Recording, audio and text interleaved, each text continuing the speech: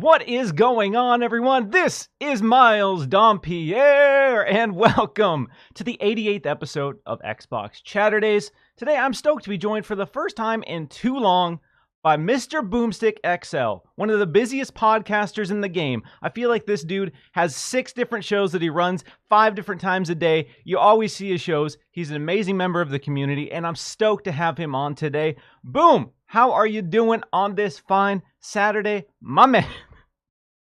Dude, first of all, thanks for the intro. That's awesome. Yes, I do stream 5 days a week. I have officially become a full-time streamer. 5 shows, 5 different panels, 5 different packs and boatloads of opinions each and every week, Monday through Friday. And people ask, how do you do it, Boom? Well, being retired helps for sure. One of the perks, to be baby. honest with you, yes, it is definitely one of the perks. Remember, folks, I say this, if you don't know who I am, I'm Mr. Boomstick XL. I run a channel with my wife called Double Barrel Gaming.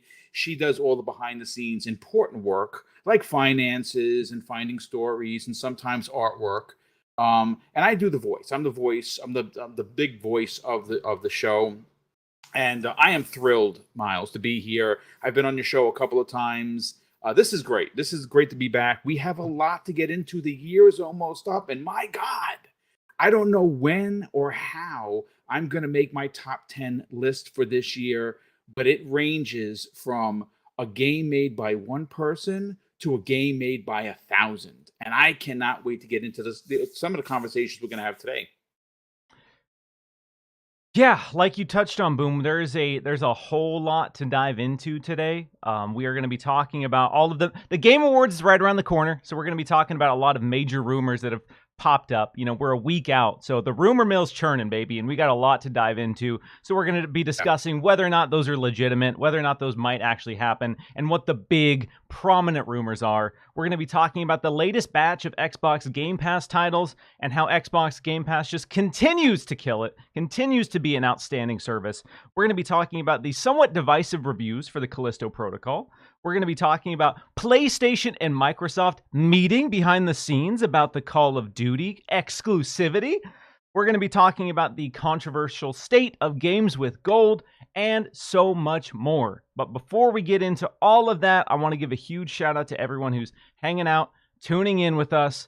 As you may have noticed, if you haven't checked out Xbox Chaturdays in a couple weeks, new live show, new live location. We are no longer streaming on youtube.com/Windows Central Gaming. We are streaming over on youtube.com/Miles Dompier. So if you're a fan of the show, not quite in the loop, I know there's going to be a transition period where we get everybody back up to speed.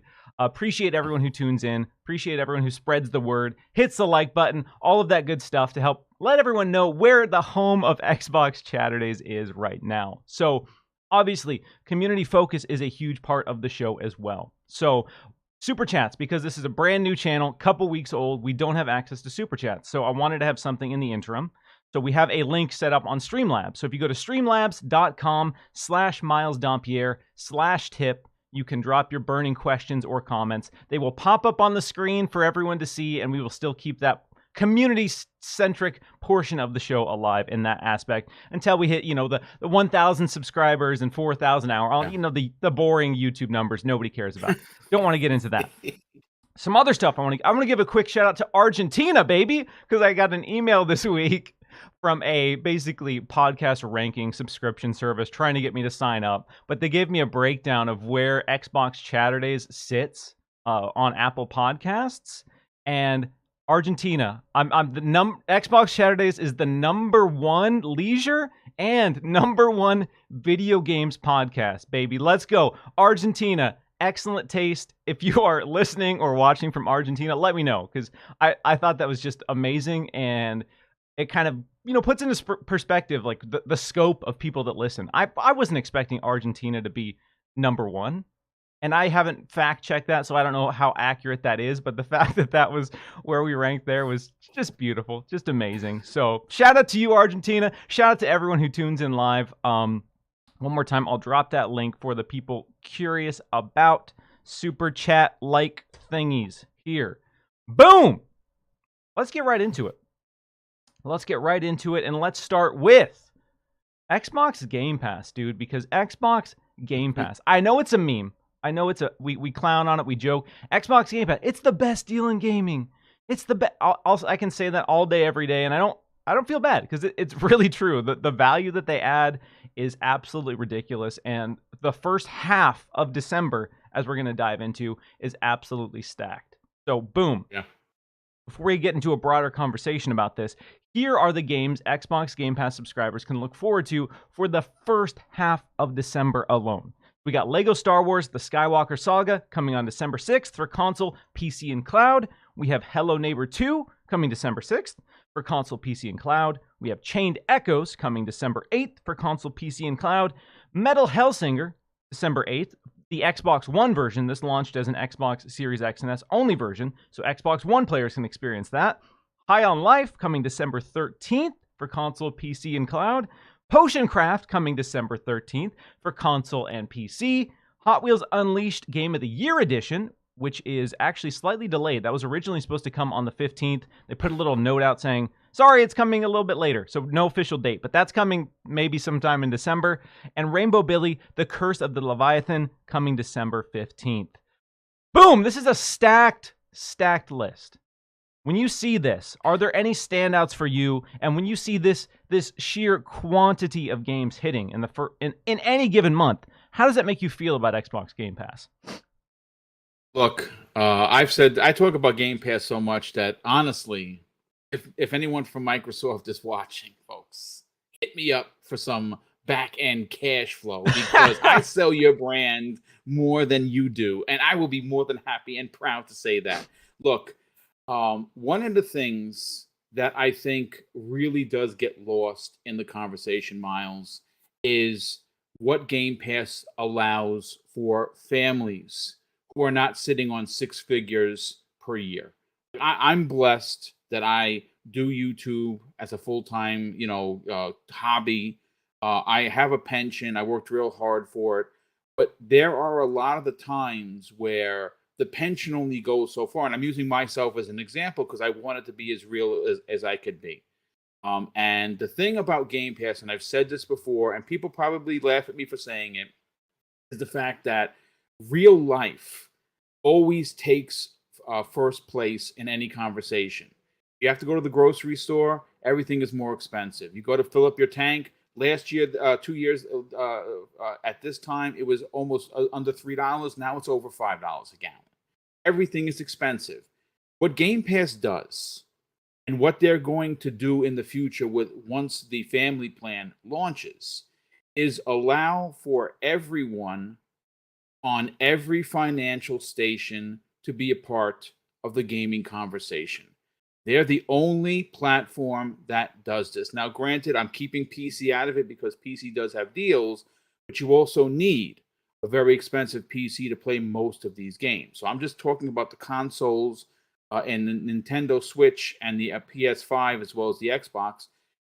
I mean, just this month alone, Lego Star Wars, if it was the only one, would be a killer app on anybody's list because it not only has all 9 movies, but didn't Microsoft just win Black Friday, one of the top 5 products for Black Friday? Yeah, sure they did. And they're selling Series S's like hotcakes. Perfect family-friendly game for a dad or a mom or an uncle or an aunt to bring this console home and be able to play with their grandkids, their kids, their godkids, their nieces and nephews.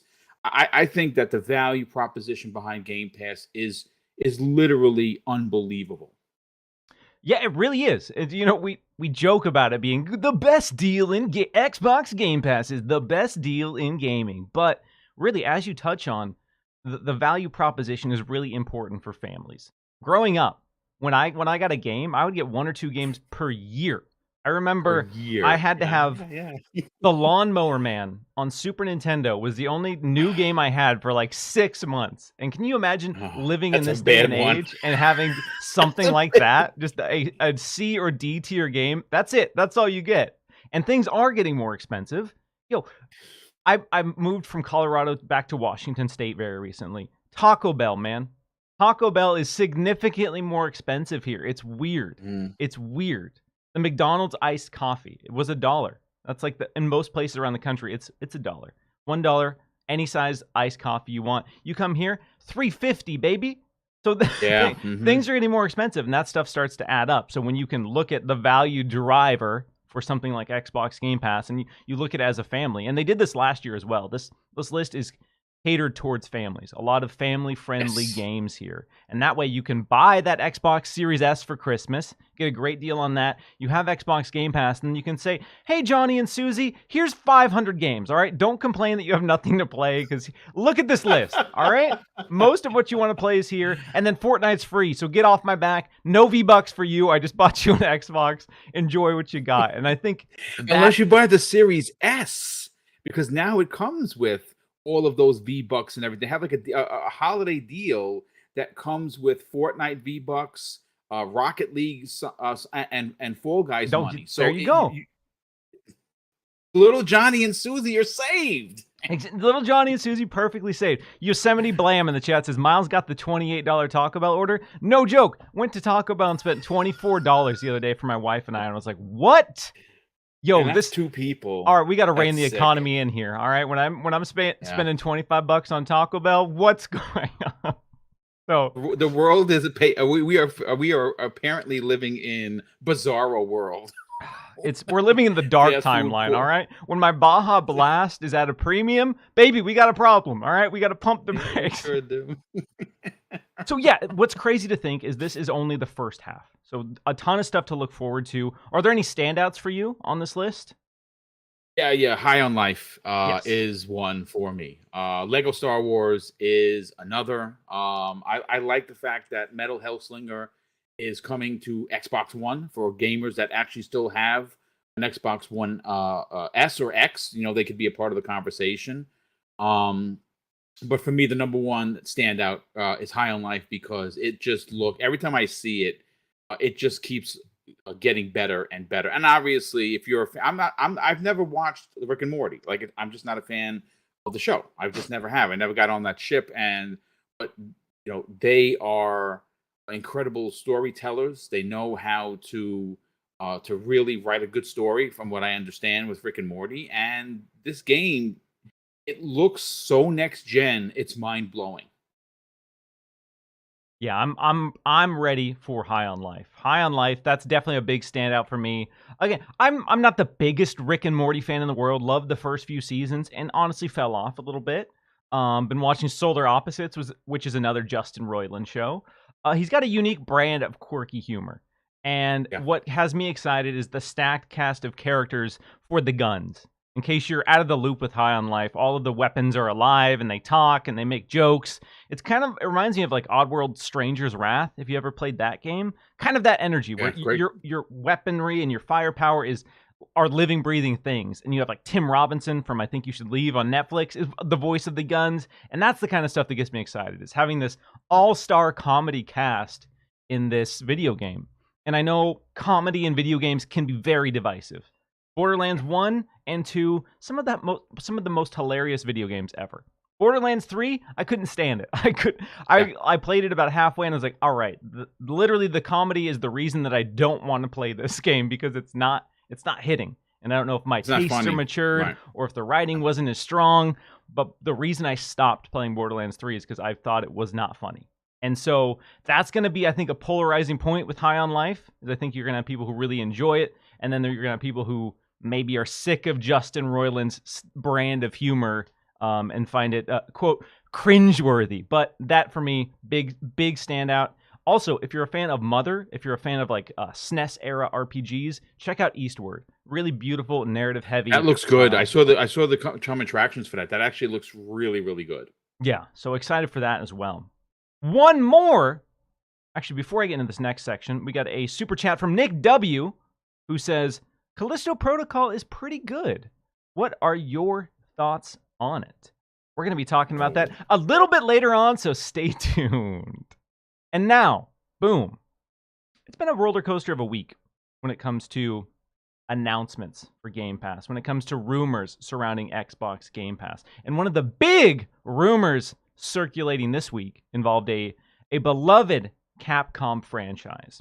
So at the start of the week, Insider Gaming came out and said, yo, Monster Hunter Rise coming to Xbox and PlayStation with all of the DLC, and all of that is dropping in Xbox Game Pass in January. Let's go. So people like myself, who love Monster Hunter, who've put hundreds of hours into Monster Hunter World, saw that and said, okay, baby, I'm ready. I'm ready to be pulled right back in. And since that initial development, it has been confirmed by the shiny trailer we're playing on the screen here that yes, Monster Hunter Rise is coming to Xbox Series X and S, Xbox One. It's going to support 4K 60 FPS, and it's also going to support 1080p 120 FPS with 3D audio. So boom. I know you were excited about this announcement, but how did this hit you when we got the official confirmation that Monster Hunter Rise was launching day one in Xbox Game Pass?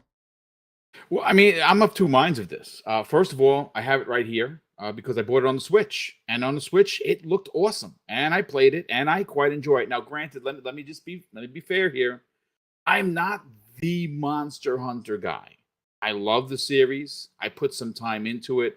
I haven't put hundreds of hours into it, though. This is where it's going to change. Monster Hunter Rise originally was a Switch exclusive. If you didn't know, like I said earlier, I have it here. I'm still going to keep my version. I'm still going to play my version.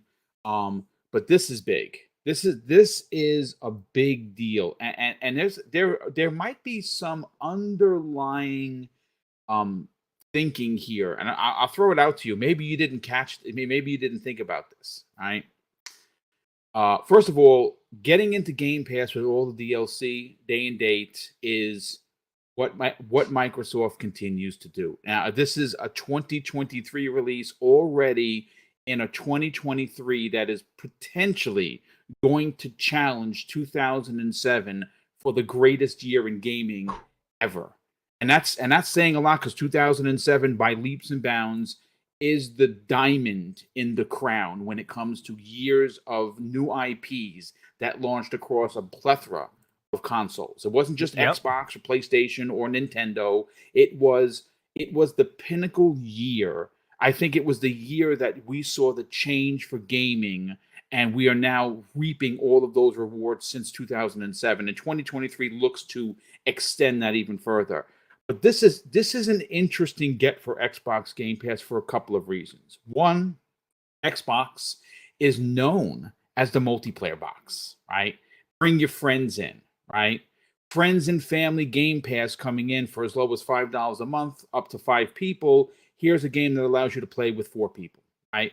But this is another underlying, and again, this is a bit of a boomstick rumorism, if you will.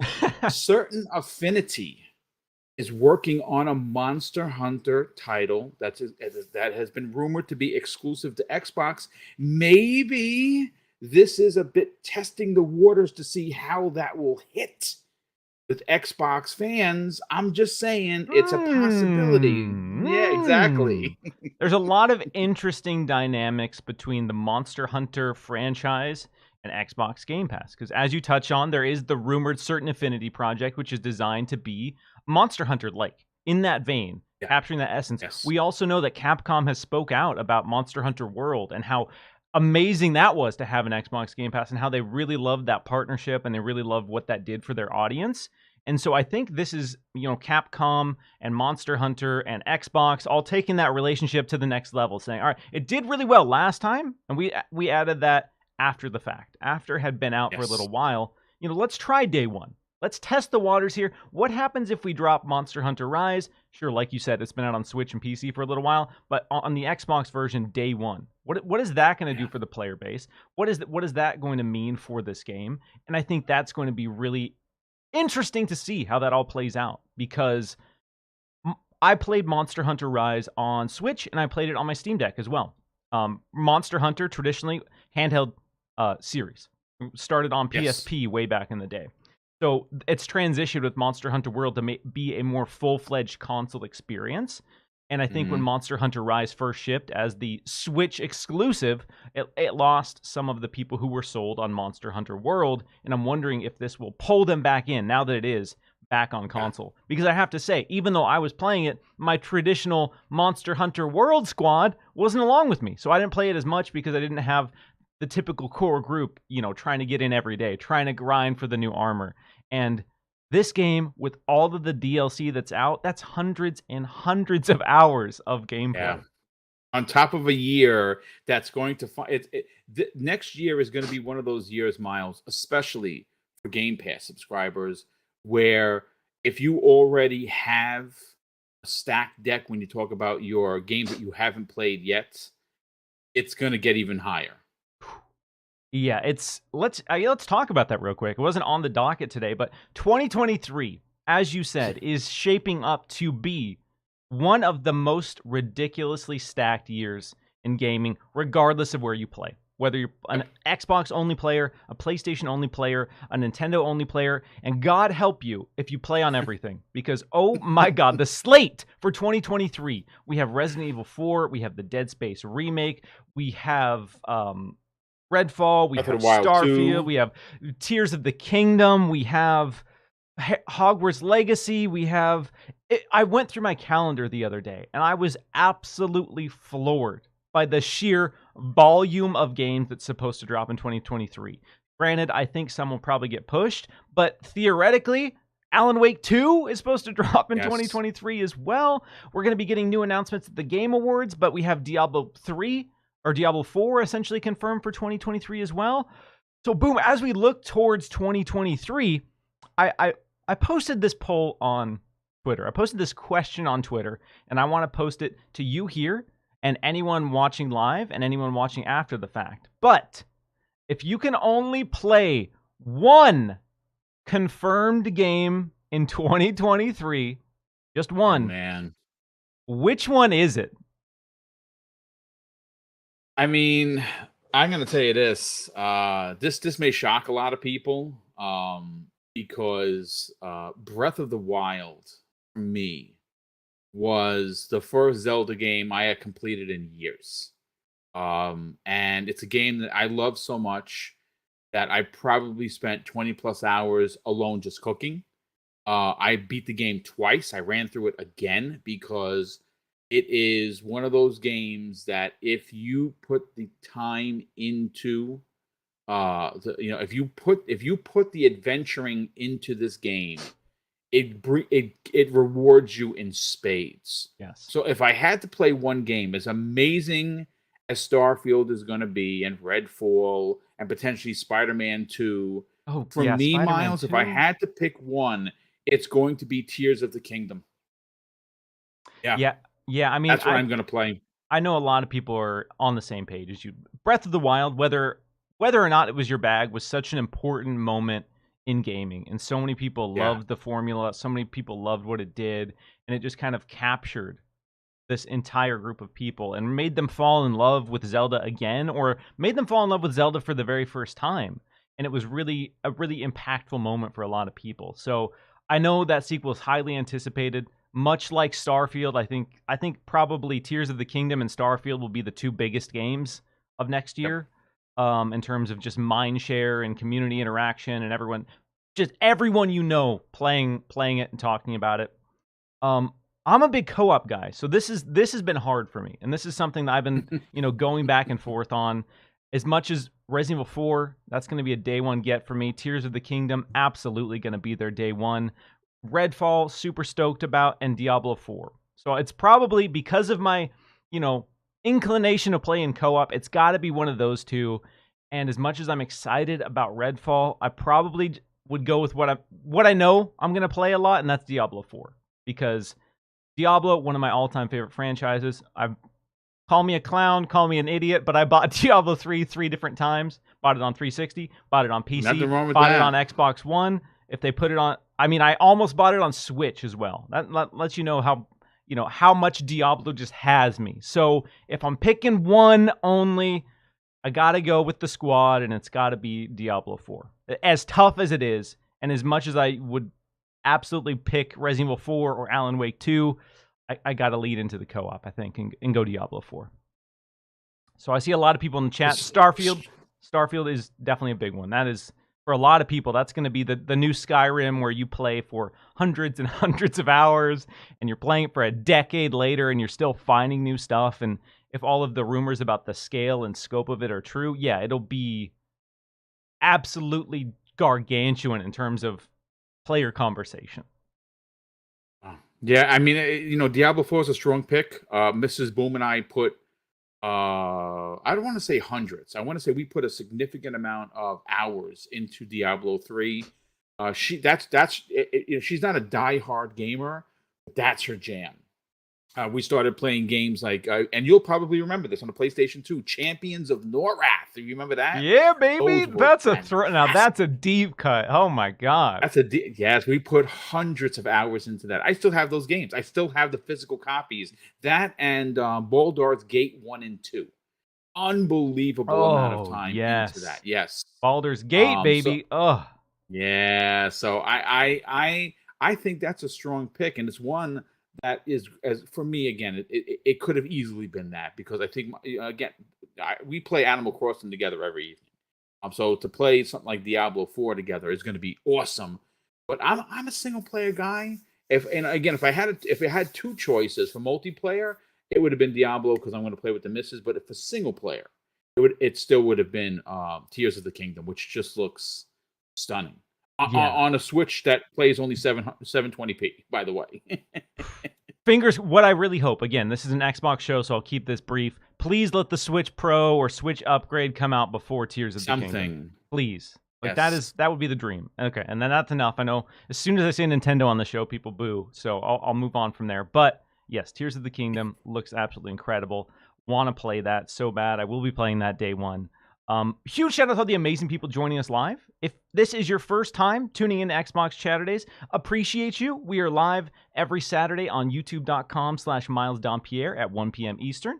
If you're returning and have noticed that things are a little bit different, yes, we are hosting on a new channel. So if you aren't following and you want to be in the loop, be sure to subscribe to this channel, all of that great stuff.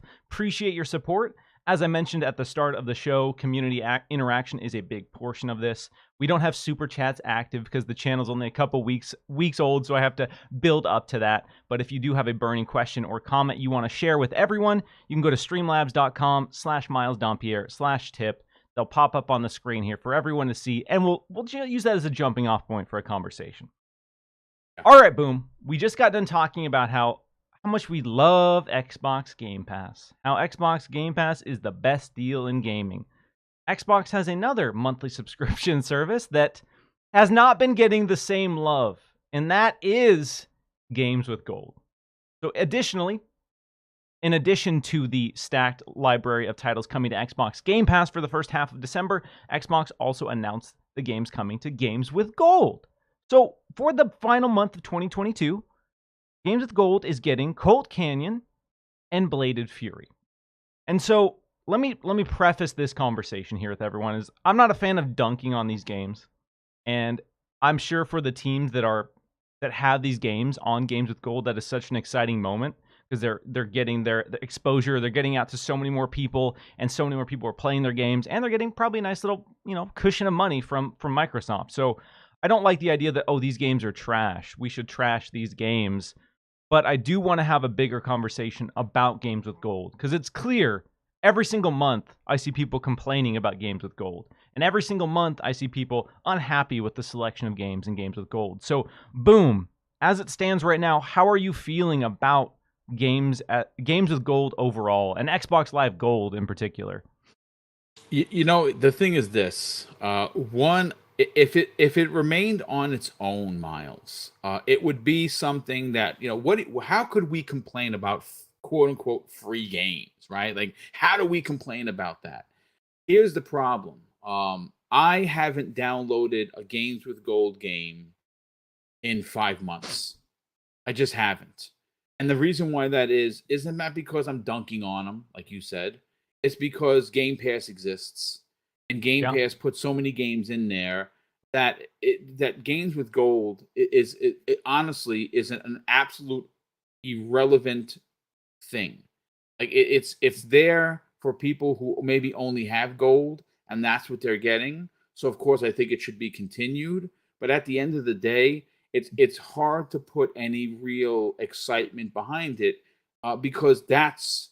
If we have Game Pass, we just talked about it. The first half of just December is ridiculous. Yes. I won't have time to play all of those games. And if you add Games with Gold, you know, it's to me. Look, at the end of the day, I don't know. I don't know. People have asked me, "Boom, what do they do to make this better?" And the answer is, I literally have no idea, because you want to sell your subscription service for your $10 and $15 a month, and that's why Game Pass gets all of these games, because they want to offer you value you can't find anywhere else. So, what do you do by giving these games away? Where do they pull these games? They curate these games from? Is it a subset of list? Are they bottom tier? Are they, triple A? Are they, single A? Are they, it's hard. Honestly, if it were me, if I were to make a change, I would focus on indies specifically, not older games, not newer games that are not indie. I would change Xbox Live's gold, games for gold, into the ID at Xbox showcase, where they can showcase smaller games that maybe you won't consider downloading, that they could focus on that community. That if I were to make a change, that's what I would do. Yeah, that's an interesting point. And I think Xbox Game Pass has been a really good vessel for that as well, because we see a lot of brand new, really cool, interesting indie releases launch day one in Xbox Game Pass. Vampire Survivors is all I have to say. The Game of the Year contender, baby.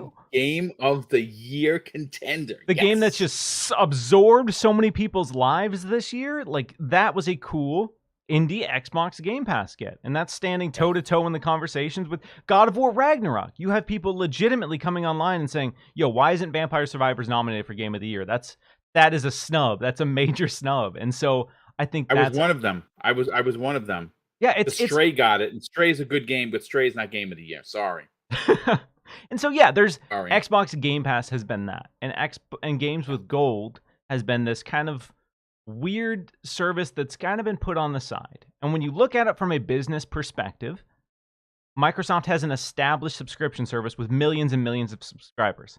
And that means they have millions and millions of dollars coming in every single month for Games with Gold. And they want to Xbox Live Gold, which includes Games with Gold. Like you said, that's an important distinction. You can't just sign up for Games with Gold.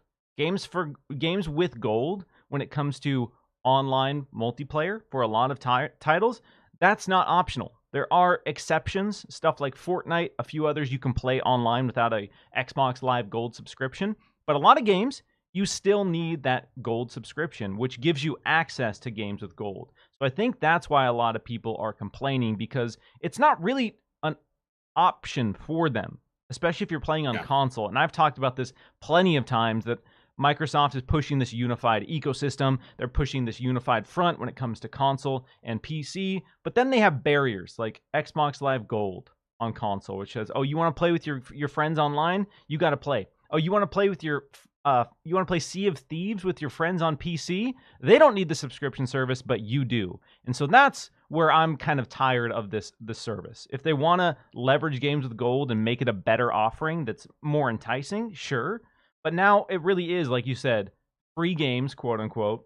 And because they're free, quote unquote, we don't essentially, I guess, have the right to complain about them, is kind of how it feels. And it's just like you said, Game Pass is on one end of the spectrum, fully stacked, highlighting amazing new games, amazing indies. There's lots of reasons to be excited about Xbox Game Pass. And Games with Gold, they are just trying to justify its existence, really, is what it feels like. Yeah, I don't want to say it's an afterthought, because there is a team that works on that. Yeah, so you don't want to under appreciate or underservice a team of people that are trying to make something work, and it's a daunting task. There's no doubt about it. To come up with games that fit the need before, and a lot of it, was Xbox 360 and Xbox OG Xbox games, and see, now that's a cool idea. And that's another angle. Like I said, I know that they stopped, doing backwards compatibility for the Xbox 360 games, because and the list is stacked. They have quite a few of them, but that's another way you can transition this thing for people to actually care, because you throw a new game in there every now and again that maybe didn't make the cut for Xbox Game Pass, or you want to showcase a new designer that's a part of ID at Xbox, and then you can add some OG Xbox games in there, which they've done plenty of times, and maybe bring back the team that was doing the backwards compatibility for 360 games and make that a thing. But me personally, if you want to see evolution, if you want people to care about games with gold, it has to be rebranded because it does have a bit of a stink to it, and that's unfortunate. And the way that you can do that is IOCAT over at ID at Xbox. That guy is aces, when I tell you. I mean, him and his team just curate some of the best indies in the business. They have a great eye for what is going to hit. I personally, if I was on the marketing team and I was like tasked with what do we do to reinvigorate this, free games that we have for gold, I would focus on indies. I would turn it into the ID at Xbox showcase, whatever. I don't have a marketing degree, so I can't take this to to the finish line. But that's what these guys make the big six figures to do. Yeah, I think that's an excellent point. That kind of tied into what my next question was going to be, and that's how does Xbox Gold and Games with Gold, how does that move forward? So I think you are right. If they want to continue Games with Gold, which I'm under the impression that they do, because as I touched on, there is a business format for it. There's a business necessity for it because it's just recurring revenue. And they don't have a way to offset that. And there's been the speculation and rumors that once Xbox Game Pass hits X metrics and milestones that they won't need Games with Gold, and then maybe they'll make, online multiplayer free for everyone. And yeah, that's what all of us want. But it seems like Xbox Game Pass, while it has had great success, we've heard figures of upwards 29 million in recent legal disputes. It seems like, the speculation was 50 million. And at this rate, it's going to take probably a couple years, a year or two at least, to get up to 50 million, unless things like Starfield and Redfall just absolutely skyrocket the momentum. And so are we going to just kind of let Games with Gold coast? And I wonder if maybe that was the original plan, and that's why they've been so slow to kind of adapt it and transform it, is because maybe they had a plan in the background to kind of fade it away and have the big moment where, guess what, it's all free, yay, free games for everybody, let's go. And then that moment is now taking a little bit longer, and so now they don't have that, and they don't have a plan in the interim. But I do agree, if they rebranded it and focused on a cool high profile indie or two, like maybe one cool new high profile indie and then one retro or one back catalog title to kind of sprinkle it in there. So there's something to look forward to. Because again, people are complaining because, it used to be 4 games and now it's down to only 2. And it feels like the quality of games has dipped and blah, blah, blah. And there's a lot of criticism surrounding Games with Gold. And it is really interesting because of how great Xbox Game Pass is. And I think that's exactly the reason that people are so annoyed with Games with Gold, is because PlayStation Plus Essential, solid. You have something to look forward to every single month. And Xbox Game Pass, you have more games than you could ever play every single month. And so there's this conflict where you have those two great subscription services, and then you have the little weird dwarf Games with Gold out on the corner, just kind of just vibing, just chilling, just going through the motions, getting by.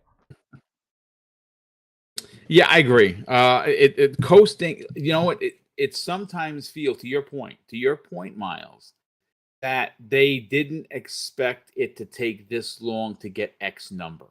Now, obviously, 30 million, which is what we think it is, and that 29 million that you're talking about came out of a certain legal document that made its way to the interwebs thanks to Sony. It's probably a couple of million more because they didn't count PC numbers on that PC Game Pass. It was just simply consoles, which, I mean, it could be 31, 32 million, maybe more. Look, at the end of the day, free games for all, I think it's a thing. I think Microsoft is going to do it first. I think Sony is going to potentially get real hurt by this. And that's because I've said this many times, Sony is a fat king. And they have sat on the backs of the people, specifically Call of Duty, for so long. That's why there's no cool innovations. That's why SOCOM isn't a thing. So running this back around to Microsoft, if they were to get rid of games with gold, if Xbox Live Gold would go away, they could then just transition those extra games that they were giving, which is only 2, it's not a lot, into Xbox Game Pass, which is already an inherent ridiculous value, and having free Xbox Live for anyone that wants to play will then obviously, push people towards potentially signing up to Xbox Game Pass for games like Call of Duty. So there's a plan. There's a plan in place. It is moving slow, and that's fine. I think eventually games with gold is going to be phased out. I think paying for online for Xbox Online Play is going to be phased out. And I think the way it's going to be phased out is it's going to push folks to Xbox Game Pass and pay that 15 and maybe a couple of bucks more later on down the line to subscribe to a service that allows you to have all of this plethora of games, Call of Duty being one of my. I think overall that's what's going to happen. Before I get into my next point here, because it's a little bit of a doozy and it kind of feeds into what you're saying, I just want to give a huge shout out to everyone who's hanging out with us today. Really appreciate all of you guys who take the time to tune in, listen to the show. I see familiar faces in the chat like Infinite Umbra. We got Brad Ward in the house, Space Dova King, Mr. Joanna Dark, and so many other people that are here consistently and supporting the show consistently. And that means a whole lot, especially as we make this transition from where it was to my little fledgling channel over here. So anyone supporting the show, whether it be subscribing or just hanging out in the chat, appreciate you. And so boom. Come with me on this journey, this hypothetical journey. So as we look towards, the future of Xbox, as we look towards the future of the platform, and we look at games with gold. Right now, games with gold and the whole paying for online, that's not unique to Xbox. PlayStation does it. Now Nintendo does it as well. Xbox was kind of the pioneer on that front. They were the first to come out and say, all right, you want to pay? You want to play online? You want that sick party chat? Pay up, all right? That's going to cost you. And so since then, we've seen other contenders in the space jump on board with this plan.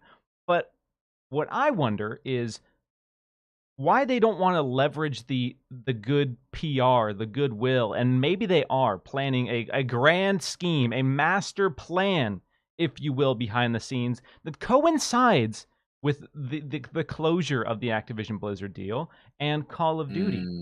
Because imagine if you are the platform. Although, there's the 10-year rumored parity, which we're going to talk about that 10-year rumored parity deal. So, Call of Duty is going to be on PlayStation. But what if you only had to pay for online on PlayStation? And Xbox came out and said, guess what? Online gaming on the Xbox console is free for everyone. You don't have to pay anymore. Then they could do the old typical PR swing and say, we're the good guys.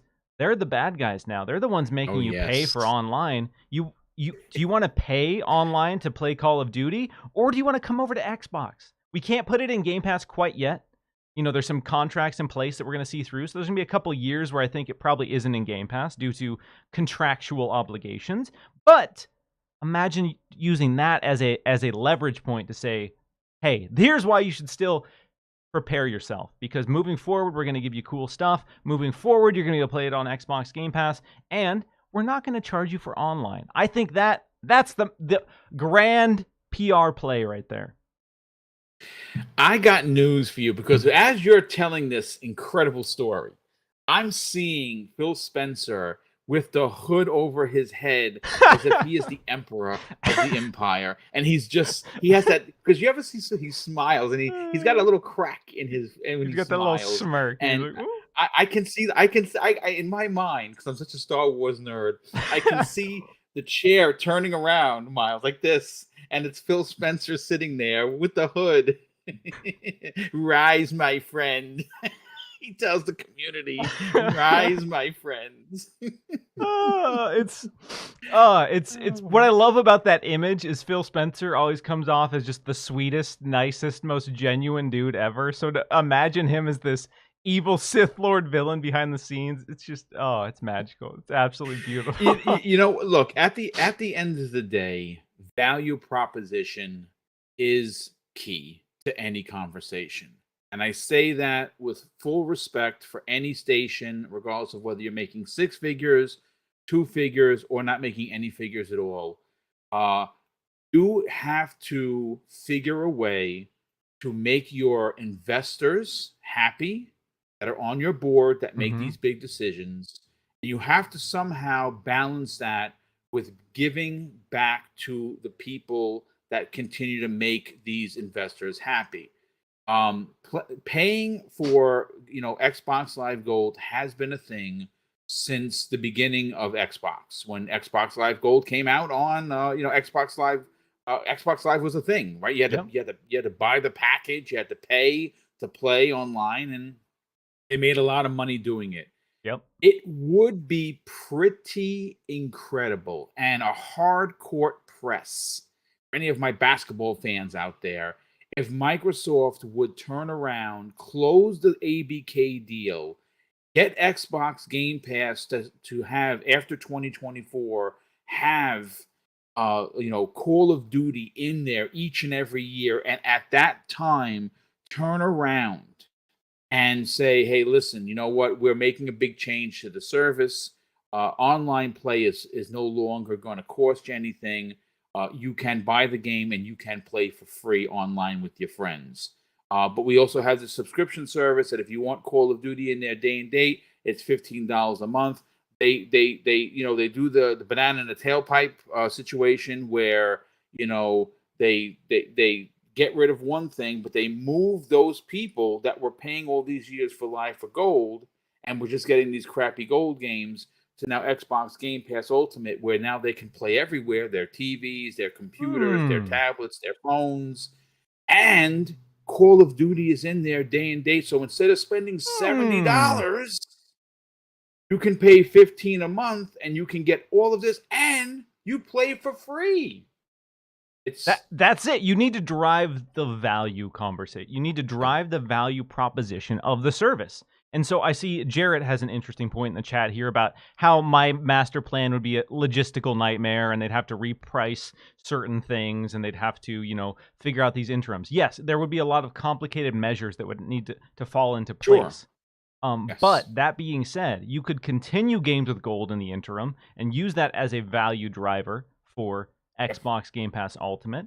And then again, this is big tinfoil hat time, and I don't want to upset people, okay? So bear with me. I apologize in advance. But a lot of publishers are moving to $70 video games. And Microsoft hasn't yet. But certain conversations with Big Papa Phil very recently have suggested that is not off the table at all. They aren't going to increase prices this holiday season, but what if that's how they swing the PR when they announce that games like Starfield are $70? What if that's the way that they say, all right, online multiplayer is free.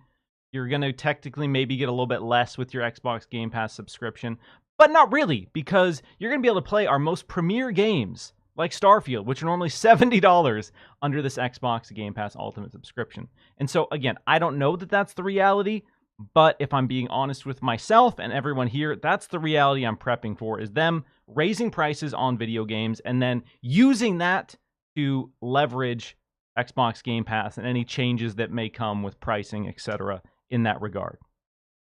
I mean, look, one of the things that they can't do, and it would be a disastrous PR move, is do what Sony did and raise prices of consoles, which they're not going to do. Yeah, that move right there did not win any favors for PlayStation at all. It lost on Black Friday, by the way. They didn't even hit the top 10. Yeah. Because people $50 more per console on a console that's over 2 years old is just preposterous. So Microsoft, again, it's a way of, listen. The thing about Xbox is even if you have Xbox Game Pass, traditionally you can still go out and buy a game. For a lot of people that buy actual physical copies, which there are quite a few millions of people that actually do that still, can still go to the store and spend the money. There is going to come a point though where Microsoft is going to maneuver. Now the question is, where do they move in an industry that has already seen price hikes everywhere? Yes. Well, it's not going to be for consoles. I don't know if it's Xbox Game Pass because they could raise it to $16. They could raise it to $17. But maybe a part of this deal that they're working out with regulators is that they don't raise prices for 3 or 4 years on Game Pass. They keep it at $15 for Ultimate. Where would they be able to move the needle without killing themselves and hurting gamers? Well, bringing games up to $70 is probably the route that they're going to go. I think you're onto something with that. But what that then does is take the person who says, man, $70 for X game on Starfield. Oh, you can just pay $15 a month and you can get it in your subscription. All you got to do is hit, download. So for the price of almost 5 months of Xbox Game Pass Ultimate, that's the cost of a game. So that they could technically raise the price. They could technically, right, bring us, follow suit with everyone else, Miles. But at the same time, if you are a savvy gamer who plays a lot of games, they will then somehow transition the bad news into good news for Xbox subscribers counts, because their count would go up through the roof, not only because 2023 is going to levy so many incredible AAA experiences, but the price of $70 versus $15 a month would then funnel people right into your Xbox Game Pass subscription. I think if they're going to make a move, that's the move to make. It does not hurt them PR wise, and it also could potentially move people into their service. Yeah, $70 is $70. It's a lot of money. Like, I'm not stoked about the prospects of spending $70. We'll talk about this a little bit when we discuss Callisto Protocol. But yeah, it's a lot. It's a big ask for a lot of people. And as you touched on with the Xbox Game Pass price hike, I do see that coming down the road. It's inevitable. They all do it. Every single subscription service that you've signed up for on the video side has done it. But right now, Microsoft is in such a growth phase with Xbox Game Pass. They're trying to get more and more people, accustomed to this idea and used to a video game subscription service, because we all know what a Netflix is like, what a HBO Max is.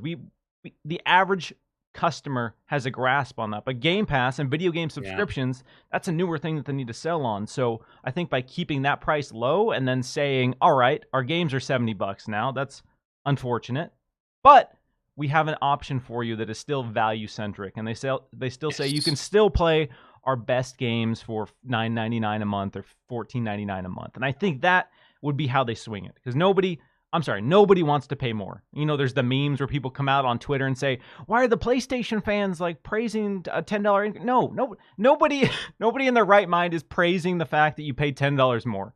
I'm sorry. Whether you're swinging it to say you support the devs or not, we all don't want to pay more for things. I've made this joke before, but imagine if Comcast is like, yo, I'm raising your internet bill $20, and you're like, thank you, Comcast. You provided me great service for 10 years, and it would be my honor to give you an additional $20 per month. No, that's not a human being, all right? No human being says that. Nobody wants to pay more. But also, we're seeing a lot of other publishers in the space do it. I think it's kind of inevitable, as much as Microsoft has leveraged its value proposition. What they're going to do is they're going to shift that value proposition to Xbox Series S and Xbox Game Pass. You can still play Starfield, the big Hellblade 2, all these amazing games under this subscription service for one low price per month, that kind of thing. So you don't have to shell out $70 outright. And I think that's going to be how they do it. One quick question here on the Games with Gold from our boy Jordan H, who dropped a donation here, is, what if part of the problem with Games with Gold is Microsoft positioning as a family console center, leaving the curators handicapped with choice? So do you think there's anything there? Jordan is essentially saying that because Microsoft is trying to have its outward-facing brand be a little more family-centric, and as they're moving into that position, that limits the selection of titles that come into Games with Gold. Well, I mean, look, the truth of the matter is that he might be onto something, but even with their family forward focus that they have put on display, I still don't think they have enough family games. I agree. I think they're lacking in that department hard. Sorry, I've said this before. Banjo-Kazooie, anybody? I don't understand. Like he's more popular on Nintendo Switch because he's in Smash than he is on the Xbox that owns him. I've said this before. The fact that we don't have a banjo, I get it. This, you got the right studio, the right time, the right character. I get all of that. Why we don't have a good. That's why we don't have a Killer Instinct. They don't have their own battle car game. Like, how does Microsoft not have its own character racer with the IPs that they have? It's and two of the greatest racing studios in the history of racing studios.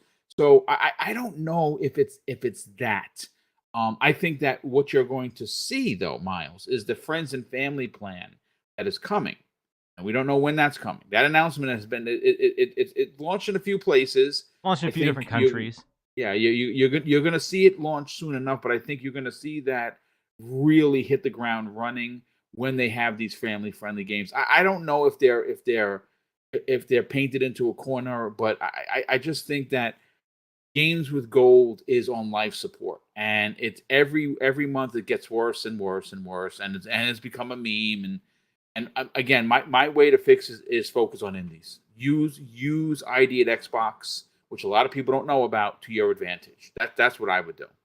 Yeah, I do think that we've seen M-rated games. We've seen stuff like Dead Rising in Games with Gold. So I really don't think that they're limited in terms of curation. I think they're probably limited in how much money they want to invest in the titles that are in there, because they're investing a lot of money into Xbox Game Pass. So I think the pendulum has just shifted aggressively towards the Game Pass side, and the Games with Gold just has this little paltry platter. Just here you go. It's not much, but it'll get you slim through. Pickings. It'll get you through the year, and I think that's more what it is than the fact that they don't have the option to curate. But got to give a quick boom. We hit the triple digits. 101 people watching this show. Appreciate you all tuning in. So if you're unfamiliar with Xbox Chaturdays, or you're familiar, you'll know that this is episode 88. We've been in this business for a little bit here, but we've recently transitioned where the show is being hosted. So now it's being hosted on my channel, youtube.com/Miles Dompier. So there's that transitional period. Trying to get people aware of where the show is, building everybody up. So hugely and greatly appreciate everyone who's tuning in, supporting the show as we, go grassroots and build it back up to its former glory. Boom. With that being said, another big conversation this week has spun around one of the most highly anticipated games of 2022, and arguably the biggest game of December 2022, and that is the Callisto Protocol. Serving as a spiritual successor to Dead Space, one of my favorite franchises of all time. For a long period of time, the Callisto Protocol was my most highly anticipated game of this year. I couldn't wait to go into that world, just get absolutely destroyed in horrific, disgusting graphic ways, and just murder aliens and monstrosities that we've never seen before. So I was ready. Right. I was absolutely ready. Callisto Protocol, let's go, baby. Going into the launch week, I had been talking to people behind the scenes who were reviewing the games, and I was getting dramatically different experiences. So Samuel Tolbert, who did our review over on Windows Central, he loved it. He gave it a 4.5. He talked about it being this unmissable experience that really captures the essence of Dead Space and reinvents some things in meaningful ways. Loved the emphasis on the melee combat. And then on the other side of the spectrum, I have people say, the melee combat is so bad. I hate it so much. I hate the dodging so much. Like, this is not better than Dead Space. And there was this dramatic difference in opinions going into it. And then the reviews hit this week, and there was a really polarizing split of reviews. Again, some people loved it. Some people really loved it. And some people didn't appreciate the gameplay. I think universally, everyone said the atmosphere of the game and the sound design of the game was unmatched. The visuals, if you look at this game, stunning. The eyeballs. Stunning. Look, take a minute if you haven't and really examine the eyeballs of the characters in this. It's like we're past that point of uncanny, where if you grew up playing Xbox 360 games, eyeballs, as they tried to be more realistic, became just scary and weird looking. But now we're getting to the point where eyeballs and faces feel authentic and feel real. Yeah. So the performances from the actors in this are really powerful because it feels like they are there, as opposed to I know there is a human voicing this, but that's not a human on the screen. That's I don't want to make eye contact with this because it makes me uncomfortable. So what I want to know, Boom, is have you been playing this? And what are Oh your man, initial yes. thoughts on it? How deep are you? What are you feeling after playing the Callisto Protocol?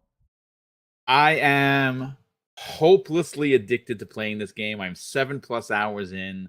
I have upgraded my weapons. I have the shotgun now, which is devastating. I have my melee weapon upgraded. It's like a shock stick, if you will. Um, I love it. I think graphically, it is probably one of the first games that really show off what these consoles can do. I love the fact that when you get the up close, especially like when he's walking up a ladder or he's reading something, they bring the camera like really super close, and the detail on the clothes, on the The skin, on his sweat, the face, sweat the detail. sweat. Oh my It's god. it's unbelievable, and it is creepy. It does give off, some of the creatures do give off a very John Carpenter's The Thing kind of Yes. Shout out to the design to them. GOAT, the greatest Yes, horror film of all time. nothing wrong with that, brother. I agree. I love. I even like the second one, which actually was a prequel that you didn't know was a prequel until the end. Same. I'm with And you. I know that one fantastic. was Yeah, polarizing as well, but I also you really know, like that. really like that one, especially because it's a prequel and they don't tell you that. You literally have to watch and you're like, wait a second, they just found the ship and what? Oh, there's the dog. Oh So my god. What? yeah, good stuff. But I'm very much enjoying it. I do find myself sneaking around corners. Now I'm a little bit more bolder because I'm kind of more powered up. When I would first started, I was crouching and walking around corners because these things they'll destroy you. I'm playing on normal. I'm not playing on easy or the hardest difficulty. I will play through this game again. If I had one complaint, I don't mind the melee combat. It is visceral. It is brutal. Um, there are no indicators that there are things behind you. So a lot of the times when you're finishing off an enemy, you're getting struck from the back. You don't know that there's someone behind you. There's no, like, Resident Evil has a quick turnaround. There's no quick turnaround. So you have to Oh, okay. have to loop yourself around, and running is done with the left bumper. So sometimes it takes a little bit to get out of the way of something. The dodging is a bit polarizing, I will say, because the way they have it, the way they set it up is when a creature is going to attack you, you can press left or right, and he'll move out of the way, or you'll push back and he'll block. Um, and sometimes if you level it up, eventually you block and it doesn't take any damage. But sometimes until you level it up, you're still taking damage after blocking. My only, I guess, complaint is that if you remember the ability to move objects in Dead Space, right? It worked flawlessly. In Callisto Protocol, it's things get clipped. Like if you have a creature that you're bringing up from a distance, and he gets too close to something in the environment, he gets knocked out of that tractor beam, if you will. Okay. And sometimes he falls in front of you, and now you're getting attacked. It's not precise enough, especially when the whole point of using this tool is to put them into grinders or throw them up against the wall with spikes and impale them. It doesn't work that great. Now they could fix that with an update, but if I had a complaint, that would be the one. That's one that I've seen pretty much universally, is that combat, when it's one-on-one or maybe 1v2, is fine. But as soon as you have a bunch of enemies in the mix, which from what I've heard talking to people, that happens somewhat frequently, it's kind of hard to maneuver. It's hard to figure out who you're targeting, how you target. If someone's behind you, like you said, there's no quick turn, so you just have to clunkily, and unless you have your aim sensitivity maxed out, it's a slow turnaround, so you're just getting smacked in the back. And the dodge, I do agree, that's probably one of the most polarizing things. What I find funny about the dodge is it looks like the badass guy who's too cool to actually do like a dodge roll. He's just like, oh yeah, and it's just like, oh, okay, you're just a total badass that's too cool to actually put any effort into your dodges. That's what's up here. You're just a taekwondo karate master doing low effort dodges. So I think that's why it's a little weird, because on average games, you do a roll. You do some sort of obvious maneuver to get you out of the way. Even Resident Evil 3, the remake, when that added like the dodge, that was more pronounced. You go lower and you shift side to side, but that's not the case in Callisto Protocol. It's a little bit weirder. So I'm still going to play this game. I haven't picked it up yet.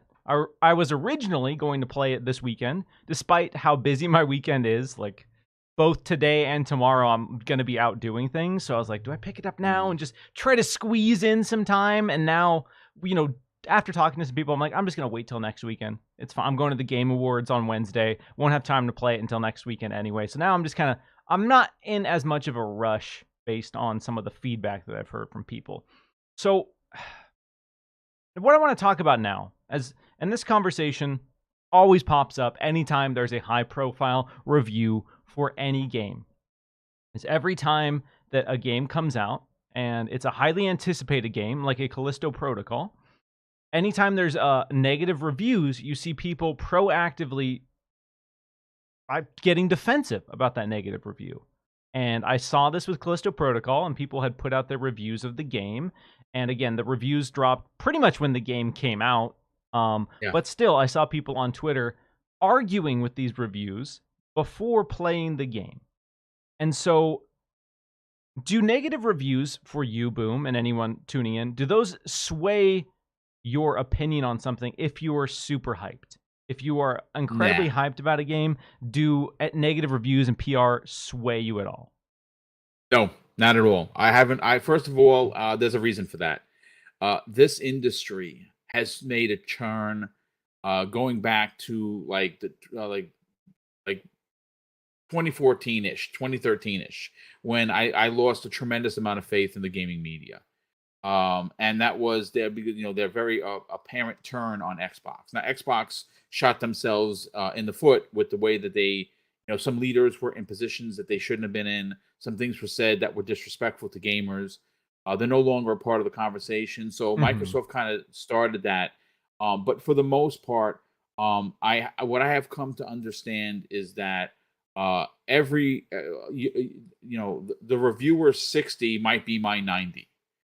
And I think that what you always get, one of the things as a content creator, you get people that say, I look for reviews to buy games. And if you are that said person, that's okay. Yeah. That's okay. But here's the thing. Metacritic is a service that has been weaponized by people on social media. If you're not hitting 90 metas, which a lot of PlayStation games do, because they're very highly detailed, highly produced games.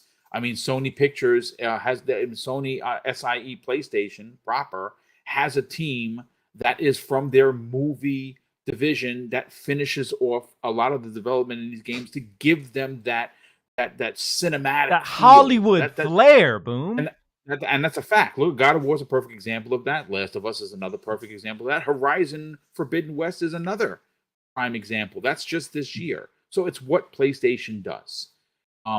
Getting back to reviews, the best advice that I can have for people who are, you got to remember, folks, if you're going to go out and buy a $70 game, you got to make sure that game is worth your $70. Yeah, like we said, $70 is $70. Right now, a $70 game is $76.43 in New York after tax. It's almost $80 for a freaking game. Now, your value proposition is going to go high and low on a scale. That's entirely up to you. It's your choice. I say find a content creator like an ACG, for instance. Jeremy is an amazing part of the community. The guy wears his heart on his sleeve. His channel is just about 800,000 subscribers. That guy, he gives it to you raw. Now, do I always agree with him? No, I certainly do not. A lot of the games that he has that he doesn't like, I like. Gungrave Gore is another one. He hated that game. He hated it. And do I love it? Is it my game of the year? No, but you know what? It's a mindless 90s-esque type of game that just lets you go and destroy things on the screen. It's not going to be anyone's game of the year. Hell, it's not even going to be anyone's top 25 games of 2022. But I enjoy it. I enjoy a lot of 60 meta games. A 60 meta or a 70 meta doesn't mean it's a bad game. It's just what the reviewers gave it. You know, the reviews are subjective. Yes. Right? My 70 might be your 100. My 100 might be your 70. And that's okay. So I say that reviews, for reviews, find a content creator or an entity like VGC, for instance. I love Video Games Chronicle. I love what Andy and those guys do over there. They're amazing, and I use their stuff all the time. I constantly give them shout outs, even though they're still not following me. Andy, what's the deal? I mean, honestly, come on. What do I gotta do? Boom! Throwing up the throwdown. What's up, Andy? Yes, yeah, I'm the gauntlets are off. But find your favorite content creator that you trust. And you know what?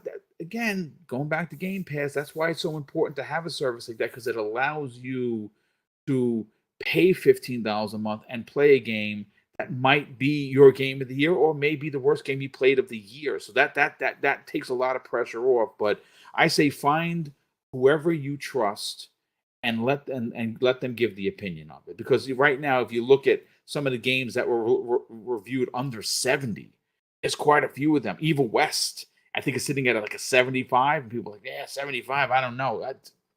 Evil West is phenomenal. Yeah, one of my favorite games of the year. Gotham Knights, 65 on Xbox. 65. And it's one of my favorite games of the year, Miles. And I think that's an important thing that I want to talk about with this conversation as well. You said it beautifully. A review is subjective. It's just someone's opinion. And so I think that's fine that we have different opinions. I think it's important, especially when it comes to art and entertainment and media, to have the conversations. And what I find fascinating are the things that people really like about games and the things that people don't. Like, I love hearing why someone loves a game. Like, what weird little eccentricities that people loved about a particular project. And it's going to be different for everyone. And so that's what makes these conversations interesting. One of my most played games this year is a game that I reviewed for Windows Central, and I gave it a 6 out of 10, a 3 out of 5, and that is Dragon Ball The Breakers. In my review, I call it ugly and janky. Like, I straight up call the game ugly and janky in my review. I think I have 65, 70 hours in that game. And so in my review, I make it an important point to highlight everything that I love about it and everything that's wrong with it. And we have this weird, twisted scale, thanks to Metacritic and thanks to the obsession with 90-plus meta games. Hell, I see people on Twitter saying that a game that gets an 80 Metacritic is bad. And I'm like, what planet do you live on? What is this scale? A 6 out of 10 game, to me, is not a bad game. Is it a game that and again, like you touched on, if you're using that strictly to determine whether or not to buy it, sure. You know, your money is important, and how you decide how to spend your money is important. And I'm not going to fault the ways that you do that. But that being said, it's perfectly okay to like a game that somebody gave a 6 out of 10 to. And I think it's perfectly okay to like a game that's a 6 out of 10 in your own eyes. I think that is fine. Like Gungrave Gore, that's a perfect example of a game that's, I would say, not that great, especially for modern players. If you didn't grow up playing weird PS2 action games, that game to you is going to feel so weird and so bad. But so I recognize that. I still enjoy it. And I think that's this obsession with Metacritic and how we fight about games really destroys a lot of the conversations. So when I see people come out on Twitter and basically say like, oh, you only gave this a 6 out of 10 because you don't get it, or you're not a true horror fan, or XYZ, they have all of these little things that they use to downplay that person, downplay their opinion. But really, it is just that. It is just someone's thoughts about a game after they played it. And I don't think that that's something that we should villainize. Whether it's, the gamers versus the media thing, I don't really want to get into all of that. But the reality is 99% of the time, this person wanted to play that video game. As someone who works at Windows Central, when we have our meetings and we talk about the games that everyone's reviewing, it's not like, oh, guess what, dog, you have to review this. Everyone sits down and they say, all right, I want to review this. So a lot of the people going into Callisto Protocol were excited. They wanted to play the game. So it's not that they went into this experience saying, I hope this is a 6 out of 10. That would be sick. It's just that they had some problems with it. And I think that is fine.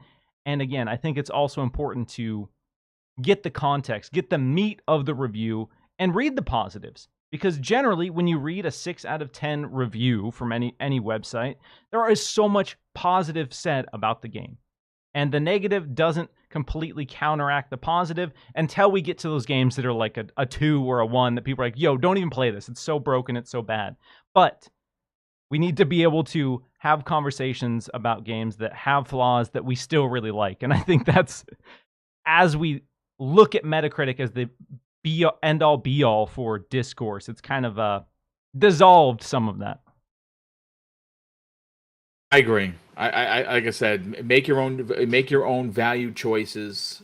Value is subjective. My 90 meta might be your 50.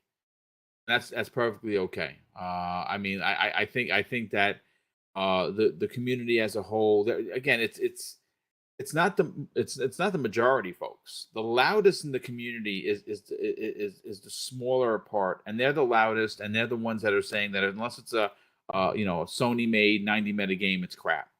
You know what you do to those people? You block them. You put them on mute. You put them on the pay no mind list. That's what you do. Yeah, just cleanse your timeline and just move on. So yes. Next couple topics for the show, we're going to be talking about the PlayStation and Xbox Call of Duty exclusivity, the rumored 10-year deal. And then after that, we're going to be diving deep into a whole bunch of rumors about the Game Awards and what might be shown there. So if you're excited about that, hit that like button, stick around. Let's start with this whole Call of Duty exclusivity. And if you are stoked to keep talking about the Activision Blizzard acquisition, smash that like button, gamers, because this saga won't end anytime soon. We still have a ways to go, but there are some interesting possibilities that paint a picture of maybe this being over slightly sooner if parties can agree on some certain deals. So last week we spoke in depth about this rumored 10-year deal. It had come out.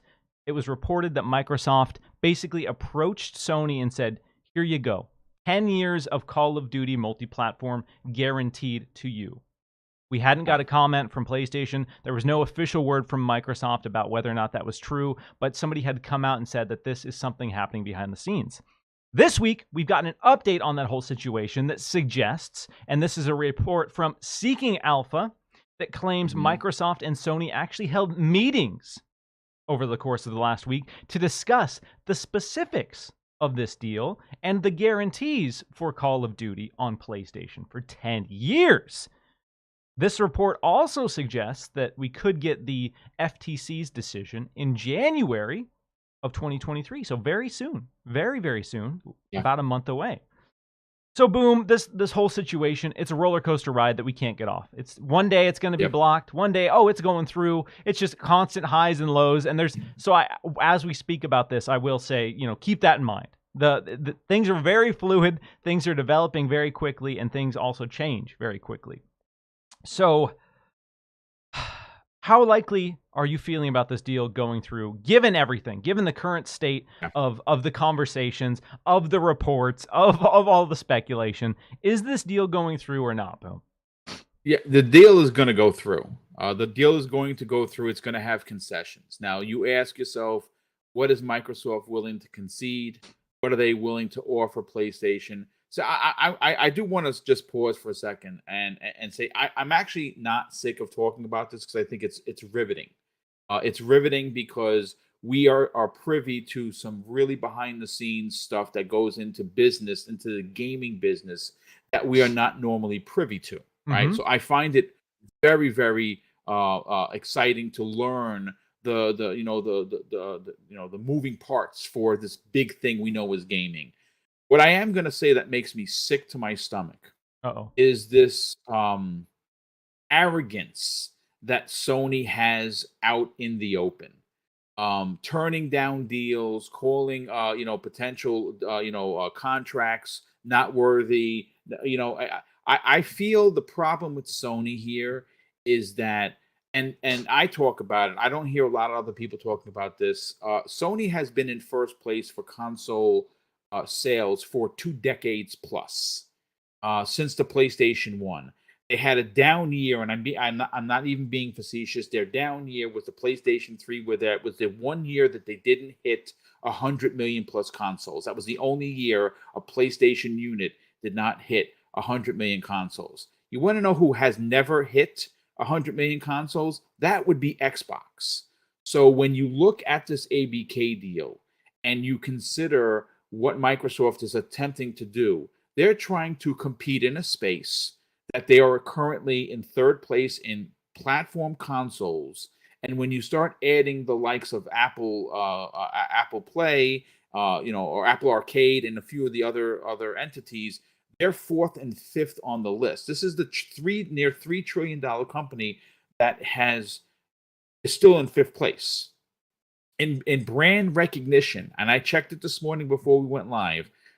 Xbox is ranked 56th in the world. Sony's PlayStation is ranked 7th. Now, again, I say this, I've said this on my show. Consider what I'm saying. The one entire planet that we live on, right? Now, are there other planets in the world with life? Probably. But the planet that we currently live on, which has the billions and billions of people, the PlayStation is ranked number 7th on that planet.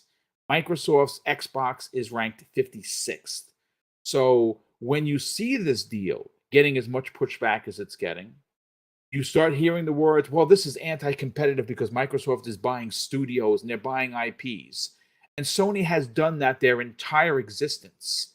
They bought, back in the days, Psychosis. You remember Psychosis? They were the biggest thing in gaming when the PlayStation 1 was a thing, and they purchased them. Now, does Psychosis exist anymore? No, just like many things that Sony does. They buy things, they start things, PSP, all of that stuff that they've done, PlayStation VR 1, they support it for a little bit and they abandon it like they do. Google's notorious for that.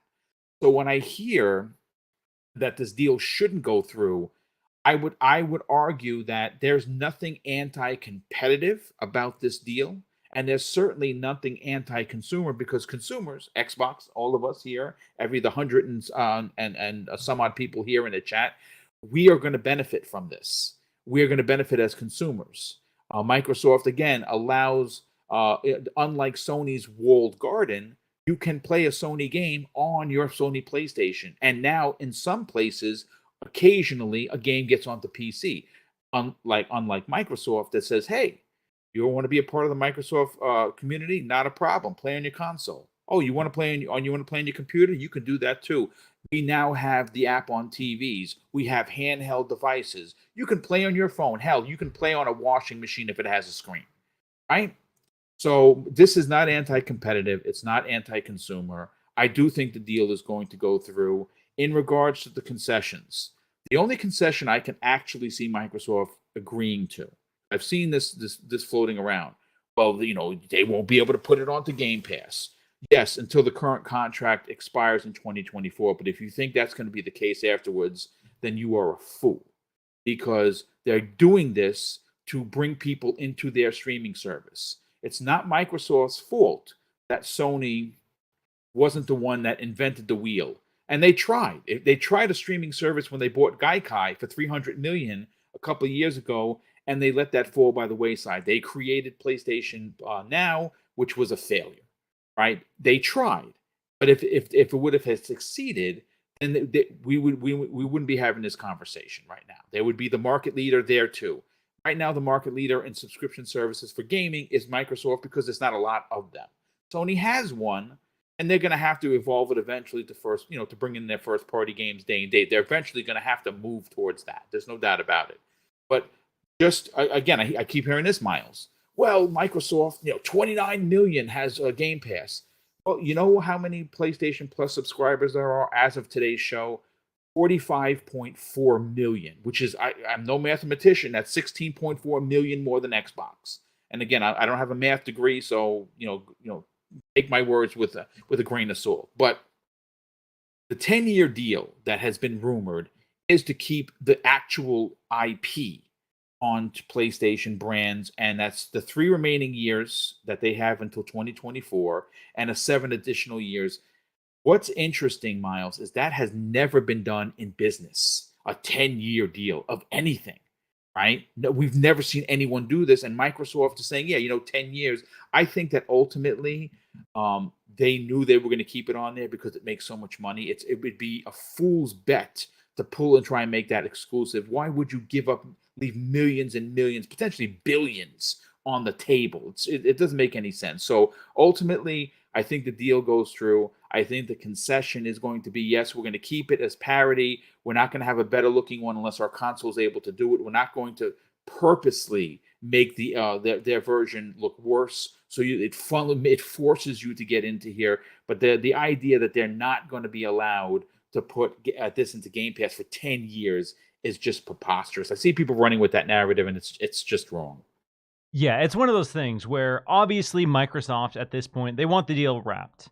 There's a lot of money tied up into it. We know the economy has been weird, and I'm sure that looming $69 billion is impacting their day-to-day business, because despite where things go with the economy, they have to buy it. They have to spend $69 billion when this closes, and if things continue to decline, they're in a situation where, I mean, woe is them. They have to spend $69 billion. Oh my God, what a tragedy. But the reality is it probably is impacting certain decisions behind the scenes. So they want to make sure that this deal goes through.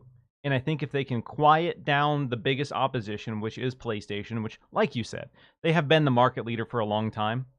For a while, you would never see Xbox merchandise in any stores. You would see PlayStation, you would see Nintendo. You could go to Target, you could go to Walmart, you could go to any store, any casual store that had clothes, and you could see PlayStation and Nintendo stuff.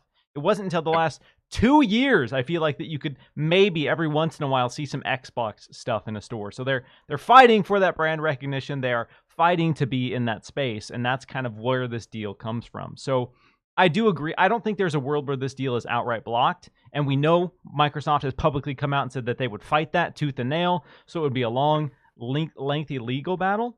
One interesting thing to note is that when there was the whole concern with Intuit, again, this is a while back, but Microsoft was trying to buy Intuit, I think the TurboTax team, that was blocked by the FTC, and they didn't want to take it to court. They said, we don't want to deal with They don't want to deal with the long legal battle. And so that would suck for them to be stuck in a legal battle, which means that would not wrap up soon. That would not wrap up in January to June. That would be a much longer conversation, which is probably the last thing that they want, which is why they're being very proactive and reaching out to PlayStation saying, all right, we're going to give you 10-year parity. You're not going to have to worry about features. You're not going to have to worry about performance, blah, blah, blah. And again, I think they would have definitely push back on Game Pass if that was in the conversation, because I'm sure PlayStation's like, well, it's not going to be fair if they can just put it in Game Pass, which I'm sure is going to be they're also not making the $70 billion investment either. Exactly. Exactly. So I'm not saying that is right. I'm just saying that will probably be a part of the conversation. And so maybe there will be a period of time where Xbox says, all right, well, guess what? We're going to put it in Game Pass, but you have the option, if you want, to pay us to put it in PlayStation Plus. Give us a couple $100 million, and you can have it in PlayStation Plus. Per year, because I know you've heard this because you're in the business, but the rumor, the current marketing rights that Sony spent with Activision was upwards of $300 million. Now, again, I don't know if that's per year, which I don't think so. I think it was probably the overall 5-year contract that they had signed originally. $300 million. If you want me to put it into PlayStation Plus, that's what you're going to pay me per year. Per year, I would make it like, yeah, we'll put it in there, sure.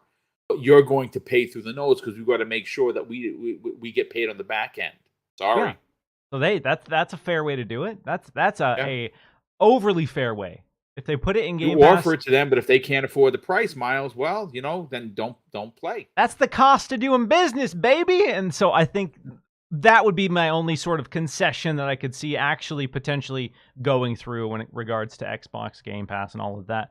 But Microsoft, I don't think they would consider a concession that says we can't put this in Game Pass for 10 full years. I don't think that is ridiculous. The case. Yeah. They would fight it because as much as they are publicly trying to downplay the weight of Call of Duty, they understand.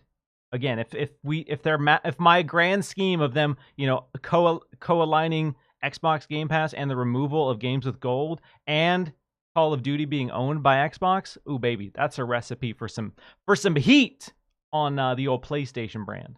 And so that's what PlayStation doesn't want, or they at least want some time to figure out what the hell they're going to do.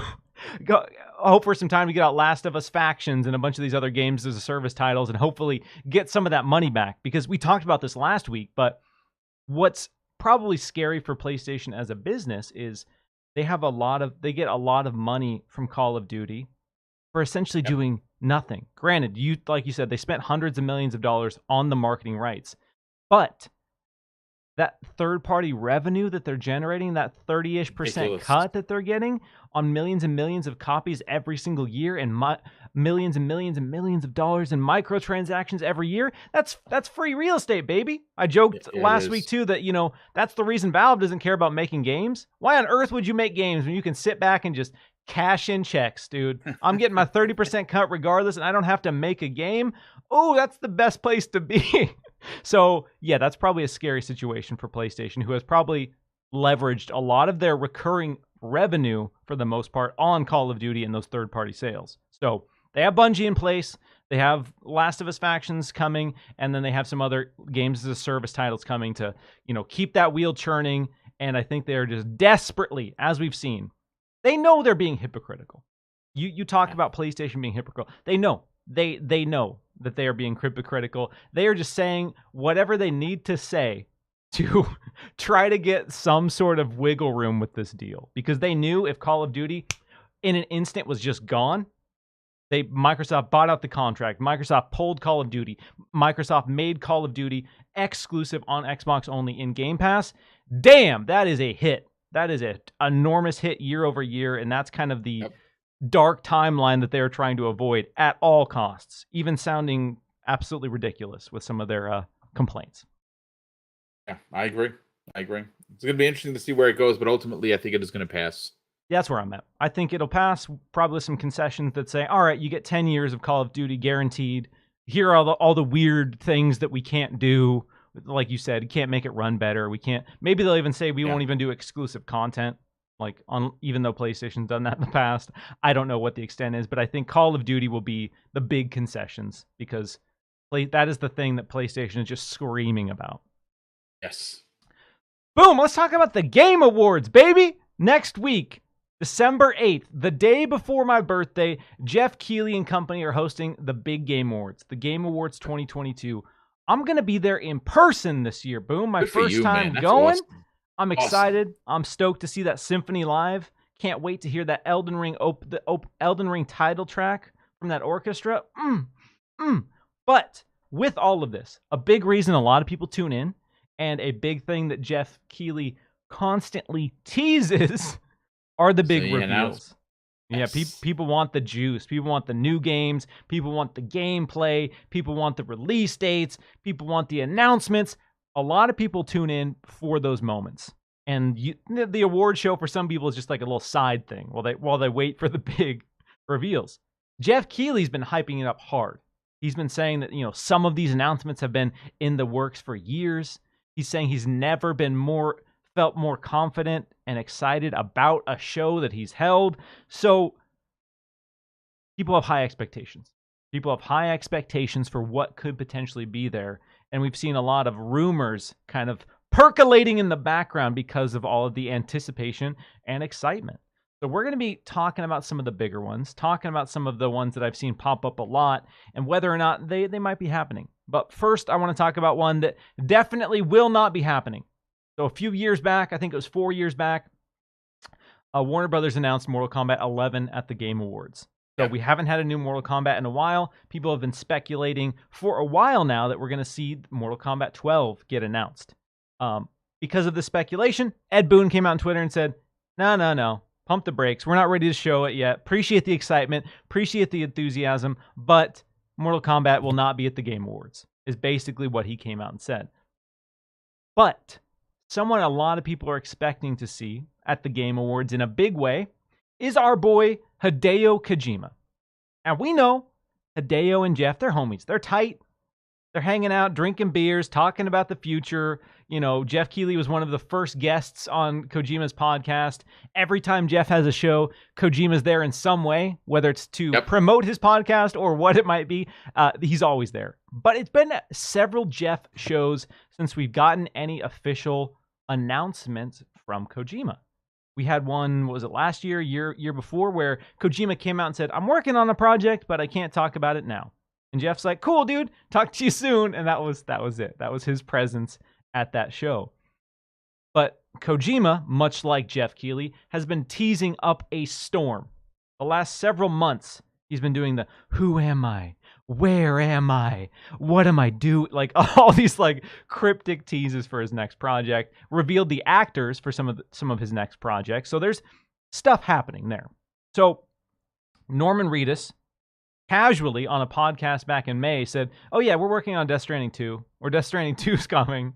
And so that, combined with all of these teases, lead me to ask whether or not you think we'll see Death Stranding 2 at the Game Awards 2022.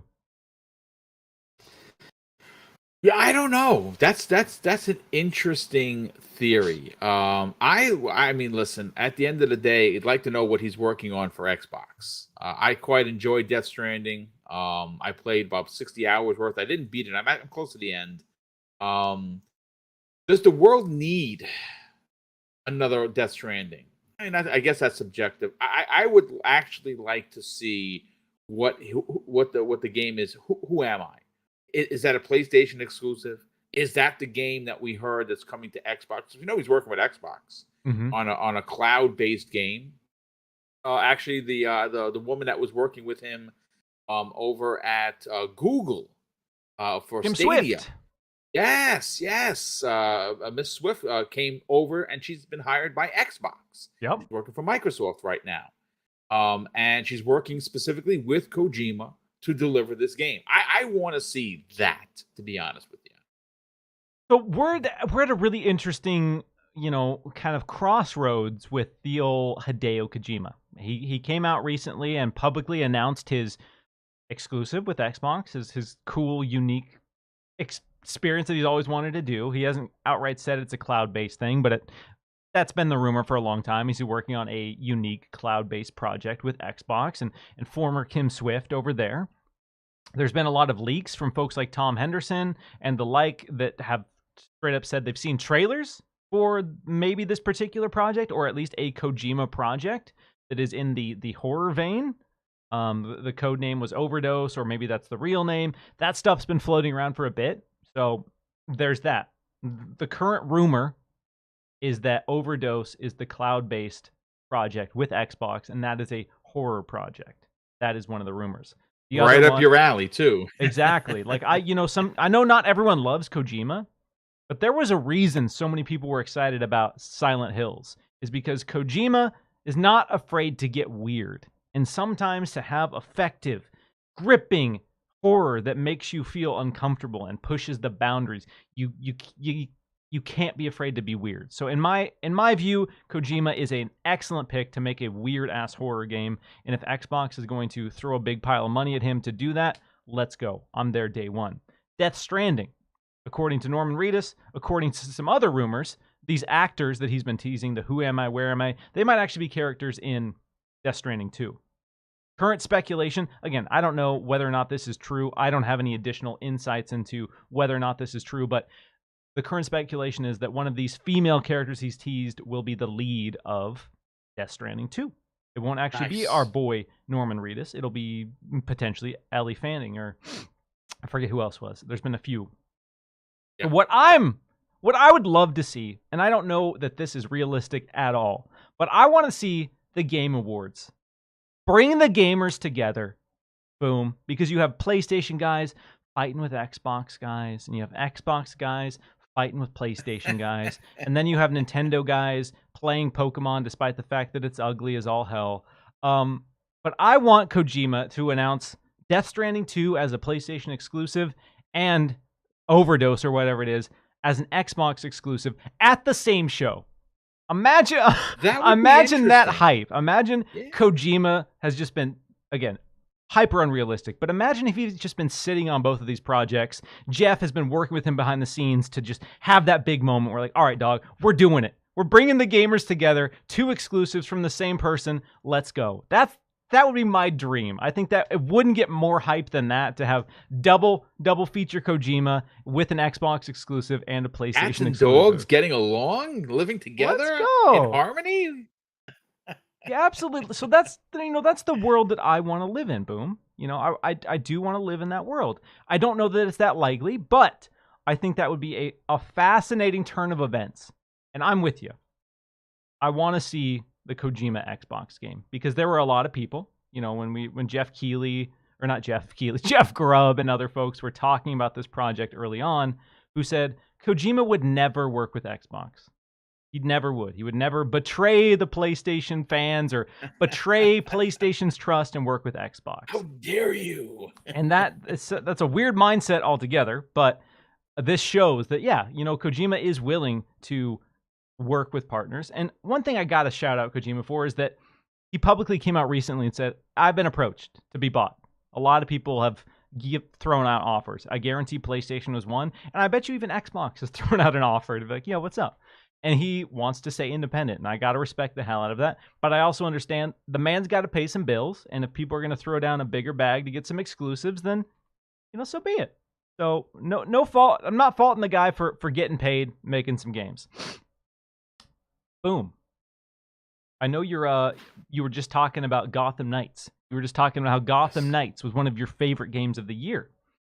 WB's been busy as hell. They shipped Multiverses this year. They shipped Gotham Knights this year. They have Suicide Squad coming, and they have Hogwarts Legacy coming. Maybe even more. Probably Mortal Kombat coming at some point. Maybe an Injustice. They are incredibly busy. And originally, Suicide Squad was going to come this year. Some digging in the PlayStation backend suggests that there's a 46-ish gigabyte WB game floating around that's not in the store listing. And some people are speculating it might be the Suicide Squad. So what's the over and under on us getting the new release date for for Suicide Squad at the Game Awards? I mean, it's highly likely because they have been teasing that they're going to be there. Right? Mm-hmm. We know that it's not Mortal Kombat because Ed Boon said so. So that's off the table. WB Games. What else do they have? We know Hogwarts is coming, right? Sony has the marketing rights with that. We've already saw, a 25+ minute show a couple of months ago where they showed off, a lot of what's going on with that game. The game looks fantastic. I can't wait to get it. I'm going to buy it on Xbox, of course. Wonder Woman from Monolith as well. Wonder Woman, yes, absolutely. That we haven't seen much, but shout out to Wobbly Sausage for the Wonder Woman shout. Yes. It would be pretty damn cool to maybe get a release date for that. But what if I'll take it even further? Oh, what if they figured it out and it's a late December release? Oh God! Like, hey, it's coming this year. Just a shadow drop essentially for Suicide Squad. What if they say Suicide Squad is available December 28th? Now that's hype.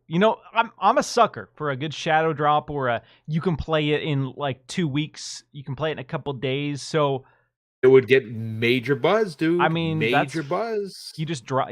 Sorry, this was delayed. We thought it wasn't going to make 2022. Surprise! Yeah, I mean, unlikely, but you know what? I love the energy. I would be standing up in my seat at the Game Awards. People would shouting out, Boom. People be like, Boom called it. Yeah. So yeah, no, let's go. People love shadow. I want to see a shadow drop of some kind, which leads me into my next rumor. And we talked about this game. This was the game that, over any other game, if I could only pick one game to play in 2023 that was confirmed, this would be it. And that's Diablo 4. There have been a lot of rumors suggesting that we'll see Diablo 4 at the Game Awards. Originally, It was rumored to have they were going to give the release date of April. April 2023 was the rumored release date, and they were going to announce an open beta. Some new reports suggest that there will still be an open beta coming, and the release date may be in June. But imagine if Blizzard shadow dropped the Diablo 4 open beta at the Game Awards. That's big, yeah. No, that's that's. I read a rumor this morning that in fact is what they're going to be doing, which would be pretty cool. I think that the June date has a lot of speculative, ness to it, if you will. Um, the Xbox acquisition of Activision Blizzard supposed to close in June. Could Diablo 4 be the first Xbox Game Pass drop of ABK? I say yes. That's my take on it. But for the Game Awards specifically, it would be pretty dope if they would say, "Hey, go over to your PlayStation, go over to your Xbox, and download the beta right now," because that would be a lot. That would be a lot of fun. And people are going to be home for the holidays, so there'd be a lot of people playing it online to get all the feedback that they want. And Mrs. Boom and I could help with that. So we'd love to get down with some Diablo 4. Let's go. So yeah, there's some good energy there. That seems very likely. Diablo 4 seems very, very likely. Another one, and this particular developer, this particular team, they are always in the rumor mill. They are always in the rumor cycle because of their just ravenous cult fan base of sickos and maniacs who are just obsessed about every project they do, and that's From Software. So a lot of people have been, I've seen a rumor, I couldn't find the source. I don't know where this exploded from. Bloodborne 2. But I've seen a lot of people say that, oh, damn, Sekiro 2 is going to be announced at the Game Awards this year. Or that, yeah, like you said, Bloodborne on PC is going to be announced at the Game Awards this year. Every time there's a big show, From Software is in the conversation. They just shipped Elden Ring. And for good reason. Exactly. They have earned their cult following. They have definitely, absolutely earned that cult following. So a lot of people are expecting From Software to announce what's next. Because that team is quick. That team, basically every other year, it seems like they're dropping a game. So it's about time. Even though Elden Ring just shipped, and we're probably getting DLC for Elden Ring next year, people are already looking towards what's next. So hypothetically, if From Software is there to show something brand new, what do you think it's going to be? Oh man, the Bloodborne on PC, people have been really calling for that. You know what I'm saying? Like people have been really. I mean, for me, I played Bloodborne. I'm not a Souls guy, which is why Elden Ring is shocking that I have it as my game of the year. I put almost 100 hours into that game. Loved it. Didn't beat it. I can't beat that last boss. I cannot beat that last cheese boss. I just cannot.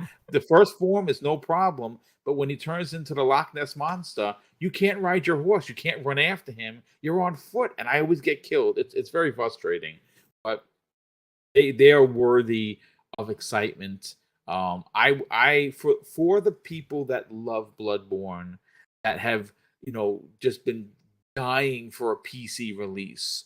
Where they can go and they can put max settings on this thing. That's what I would like to see. Yeah. Sekiro, I quite enjoyed Sekiro. I just didn't play through it because, again, I'm not a Souls person. Elden Ring made me become a Souls gamer.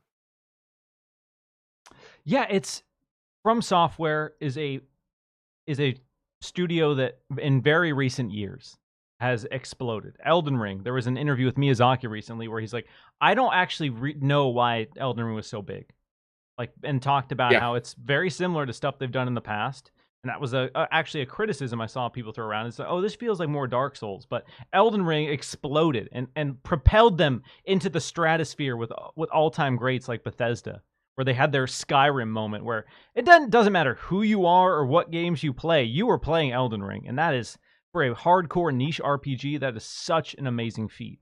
When I look at what's next for them, obviously they are probably going to want to ride that Elden Ring high as long as possible.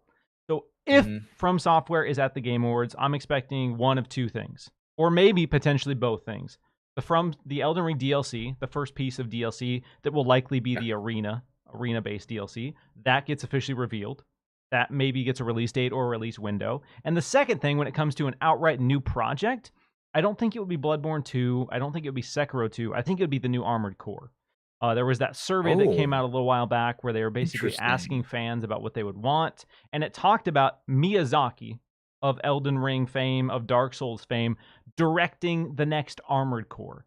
And even though Armored Core isn't as big of a franchise as it used to be, I think you throw Miyazaki's name on there, you show people some transformative change to Armored Core, and you have people excited. You have me excited. Yes. I used to love Armored Core, but I fell off. I haven't played one in a long time. There hasn't really been one in a long time, but even the last one that came out, Armored Core 5, I wasn't that into. But if they can reinvent that formula, get Miyazaki's unique brand of weirdness, throw some disgusting creatures, some disgusting aliens in there, let's go, baby. Armored Core, oh, I'm there. I'm there day one. So of what could potentially exist for From, that's what I feel is the most realistic, is that Armored Core reboot, sequel, however they're going to position that.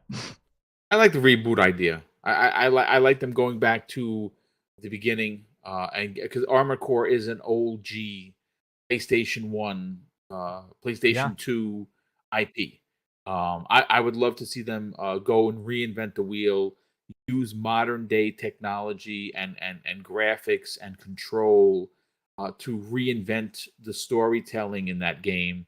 And I think that Miyazaki would bring Elden Ring greatness to an old school IP that has not seen a good release in potentially decades. Yes, we're long overdue for a fresh take on Armored Core. But yeah, I'm there for that. Now let's talk about Xbox, because the Game Awards, that's hosted at Microsoft's Theater in LA. And the last several years, Microsoft has given huge reveals to Jeff. The Xbox Series X and Hellblade and Perfect Dark. There's been a lot of massive, the gameplay reveal of Hellblade 2. There's been a lot of humongous, big, noteworthy Xbox reveals and updates at the Game Awards. So when we look at everything, because the meme is right now, we know what Xbox's future is, but we have no idea what those games look like or when they're coming. We have Everwild, State of Decay 3, we have Avowed, we have Starfield, we have Redfall, we have Fable. There's a lot of stuff we know about that we haven't seen, Boom. So when you look at this year, when you look at Microsoft coming off the back of a year that everyone complained about, and I don't think those complaints were unfair. Microsoft didn't really deliver 100%. A lot of compelling first-party titles in 2022. There's just no arguing it. That's just the reality. We can linger on it, or we can look towards the future. However you want to proceed is up to you. But unarguably, 2022 for Xbox Game Studios wasn't that great. There was Grounded and Pentiment, which were two outstanding titles. Definitely worthy of praise. But that wasn't enough for a lot of people. What do you think Xbox shows this year? Do you think they give us some gameplay and some release dates, or do you think they announce some new projects with some CG trailers? I would love for them to finally show us, because so many eyes are going to be on this, what Compulsion Games have been working on. Like we heard in an interview when Phil Spencer a couple of years ago was asked, before we knew about Perfect Dark, before he said, what's a game that the people, the community doesn't know about, that hasn't been seen, that had you most excited for? And he said, I'd like to give you two. And he said Perfect Dark being one, but he didn't say that first. He said Compulsion Games is working on a title. We've heard rumors that it's has a fantasy theme. It's third person. It has a bit of a BioShock horror to it. I want to see that. If you're going to show one of your, they're considered like the junior studio of all of the bigs that they have, right? Because Compulsion Games is a very small studio, and I'm sure they have staffed up since they were announced as being purchased in 2018. But this would be a great coming out party for that studio, and it would give Xbox gamers something new to talk about, because we've never seen it before, and there's going to be millions of eyes at this show. What better way to show off a new IP for Xbox that's going to be an exclusive from a small team that you have now graduated into one of your major first-party studios? what I think Microsoft really appreciates about the Game Awards is it's not an Xbox fan-centric show. So this gives them an opportunity to appeal to anyone who loves video games. Whether you love PlayStation, Nintendo, PC, or Xbox, if you are passionate about new reveals, if you're passionate about the industry, you're tuning in because Jeff has built up this reputation for getting these big reveals and making it this big celebration. And so that is a great place to show off one of your new high-profile projects because there will be a lot of eyes on it that aren't in the typical Xbox bubble. A lot of the Xbox fans like us are digging through the rumors. They're scraping for code names. They know everything about Xbox all the time. But you need to really appeal to the average person who loves games, and that's a great stage for it. So Compulsion, they have been really quiet for a long time. A lot of these other teams have at least announced what's coming next. Compulsion hasn't officially. We Happy Few showed a lot of promise for their world design, and it has me very interested about what's coming next for them. So I would love to see that. I think some safe bets. Redfall release date. I still think that is safely going to be the first game from Xbox first party that comes next year. I guess it's a toss-up between that and maybe Forza, depending on where that lands. But I could see a Redfall release date. I could see a Forza Motorsport release date, which, again, maybe that's not the most exciting for everyone, but I know a lot of people are really excited about that. And what I want to ask you, and what I want to ask everyone, you said Diablo 4 June, or that's the rumor that Diablo 4 is coming in June. At the Xbox Showcase this year, they said everything that we are showing you is coming within the next 12 months, and one of those things was Starfield. Yes. We assumed, I think it's actually been publicly said that Redfall is going to be coming first. Yes. Are Diablo 4 and Starfield both coming in June? Or is Starfield not coming in the first half? I like to believe that it is. I think the first half is you're going to get all three of the bigs, and not including Diablo, which will be first party at that point. I think you're going to get Motorsport. I think that Redfall is potentially January or February. I think the game is done. I think every time we see it, it looks better and better, and it just no way the game doesn't need any more polish. It just doesn't. It looks phenomenal. I think that you get Motorsport, sandwiched in between those. Because Motorsport is as great as it's going to be. It's still a niche title because obviously it's a niche type of racer. I mean, I'm more of a Horizon, a Forza guy than I am Motorsport. But obviously, I will play Motorsport. And I think on the second. Before we get to the second half of 2023, we do get Starfield to drop in the summer. That would be big. I would love for Todd Howard and company to get out there on stage because, they're notorious for giving us, hey, here's some gameplay and it comes out, this month. They'd love doing that. But because it's been delayed so long, I would love for Todd Howard to get out there on June 12th when they have their event and say, yeah, June 28th is when we're 2 weeks. Starfield, boom, there you go, and it gets everyone excited, and it really does ramp up E3 for them. Yeah, so that's I'm hearing people say we might see an update on Starfield. I could see that. I could also see no update on Starfield, considering we did get a big chunk of gameplay. Not all that long ago in the grand scheme of things, but I could see a great new Redfall gameplay trailer. It says, bam, here's the date. And that's one thing that Microsoft needs to do with this show.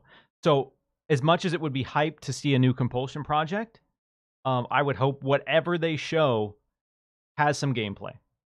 I mean, whether it's Everwild, whether it's State of Decay, whether it's Avowed, whatever it might be, it desperately needs to have gameplay because Microsoft is coming off the back of a lot of criticism regarding lack of gameplay and question marks surrounding their roadmap of games. So whatever it is, even if and that makes me feel like it's probably going to be less things or only a handful, maybe 1 to 3 things is what I would expect. Redfall, I think that's pretty much guaranteed. I would be shocked if we didn't see Redfall and if it didn't have a release date or at least a release window of some kind. Because I agree, I think that's coming early. But some really great ways to appease your audience would be to give some kind of update if it's ready for something that they announced a couple of years ago. Because some of these titles, have legitimately not gotten an update in years. And that's, it's the state of the industry. A lot of games are announced very early, and we wait around a while. We forget that they're coming, and then, this is coming. I forgot this is still a thing. So I hope there is some gameplay updates there. And I would love it to be, I would love to get a taste of Avowed. I think that would be a really good way to show It'd that be huge. if you want to play RPGs, Xbox is stacked. And so we saw Starfield, we saw the sci-fi RPG, but where's that next fantasy RPG? Because we know there's that medieval.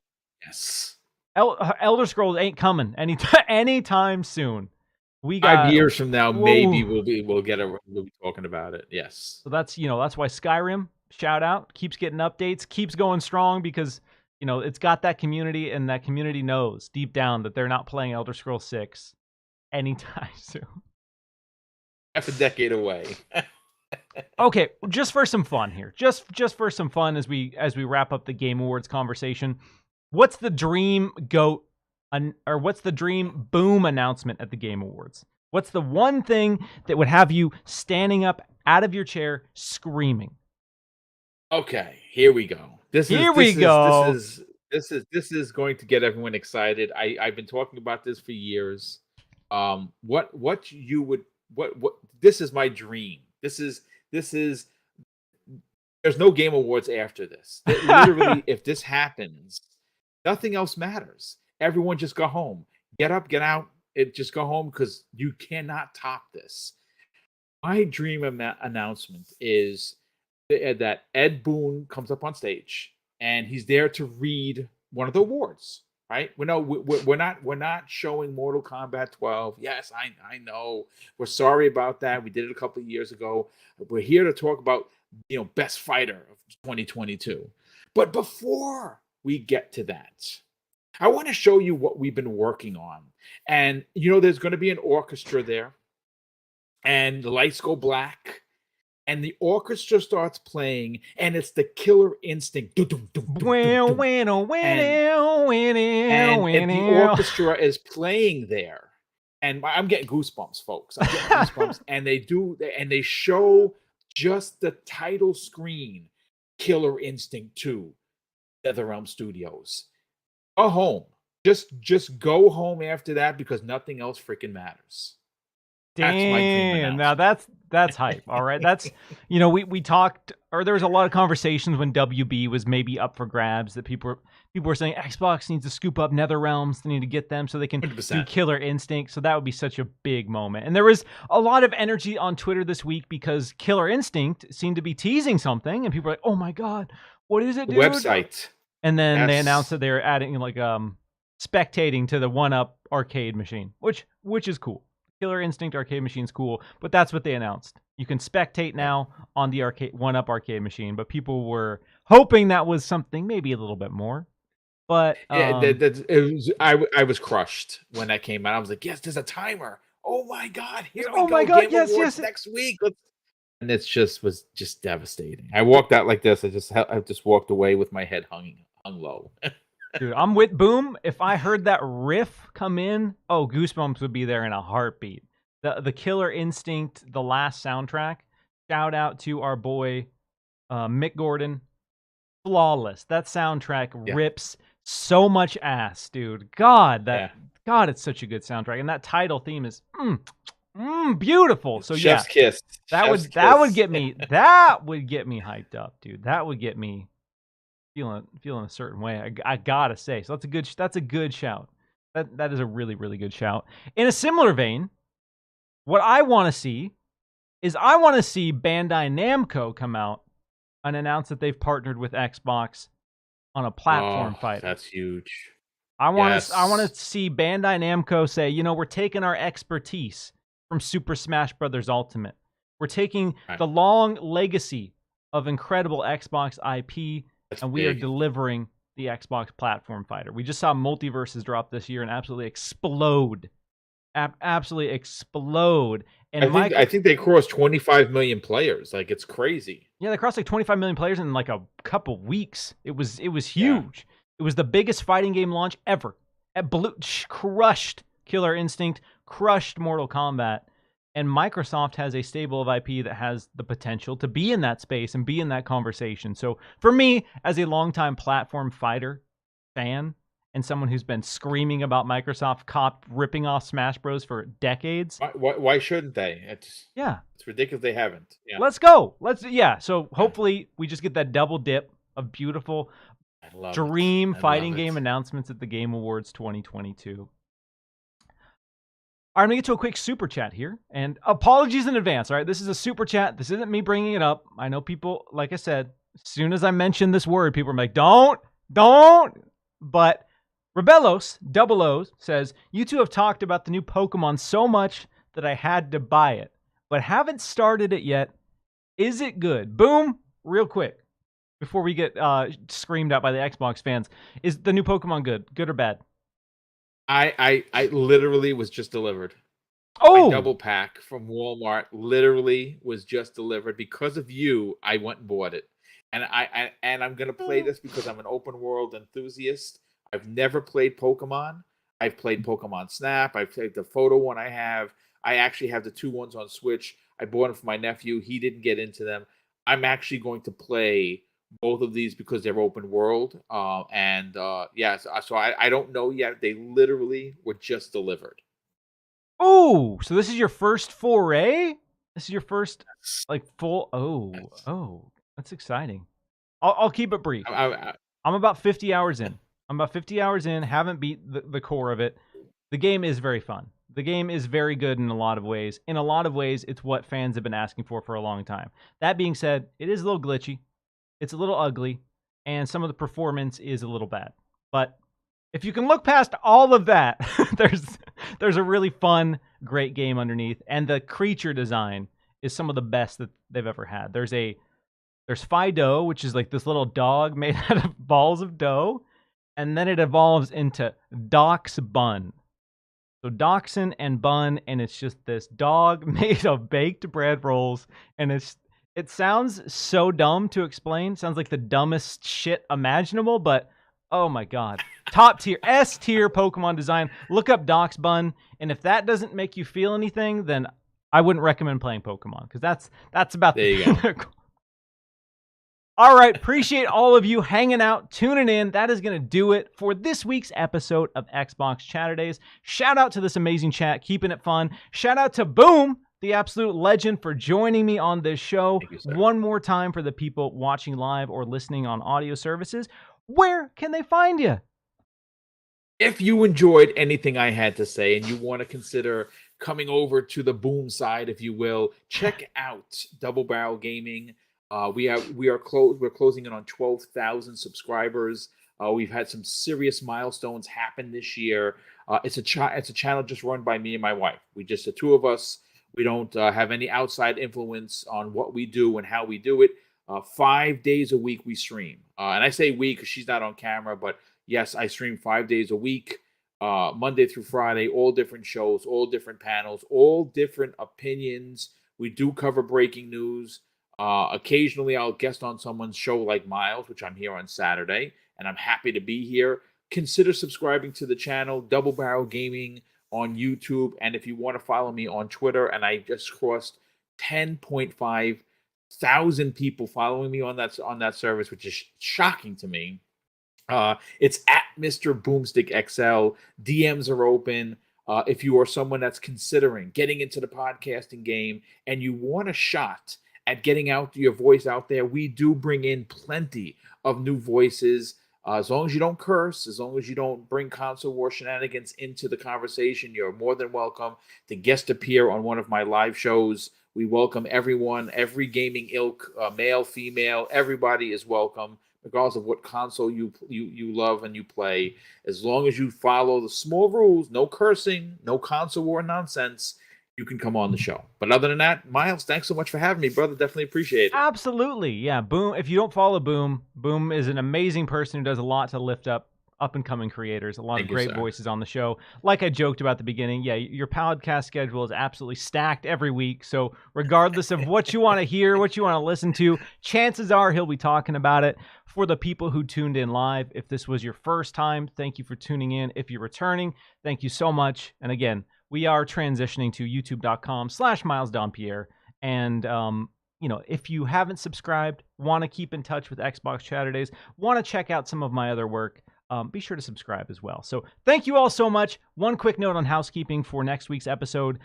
There will not be one. I will be traveling back from the Game Awards Friday night, so I won't be able to swing a show on Saturday.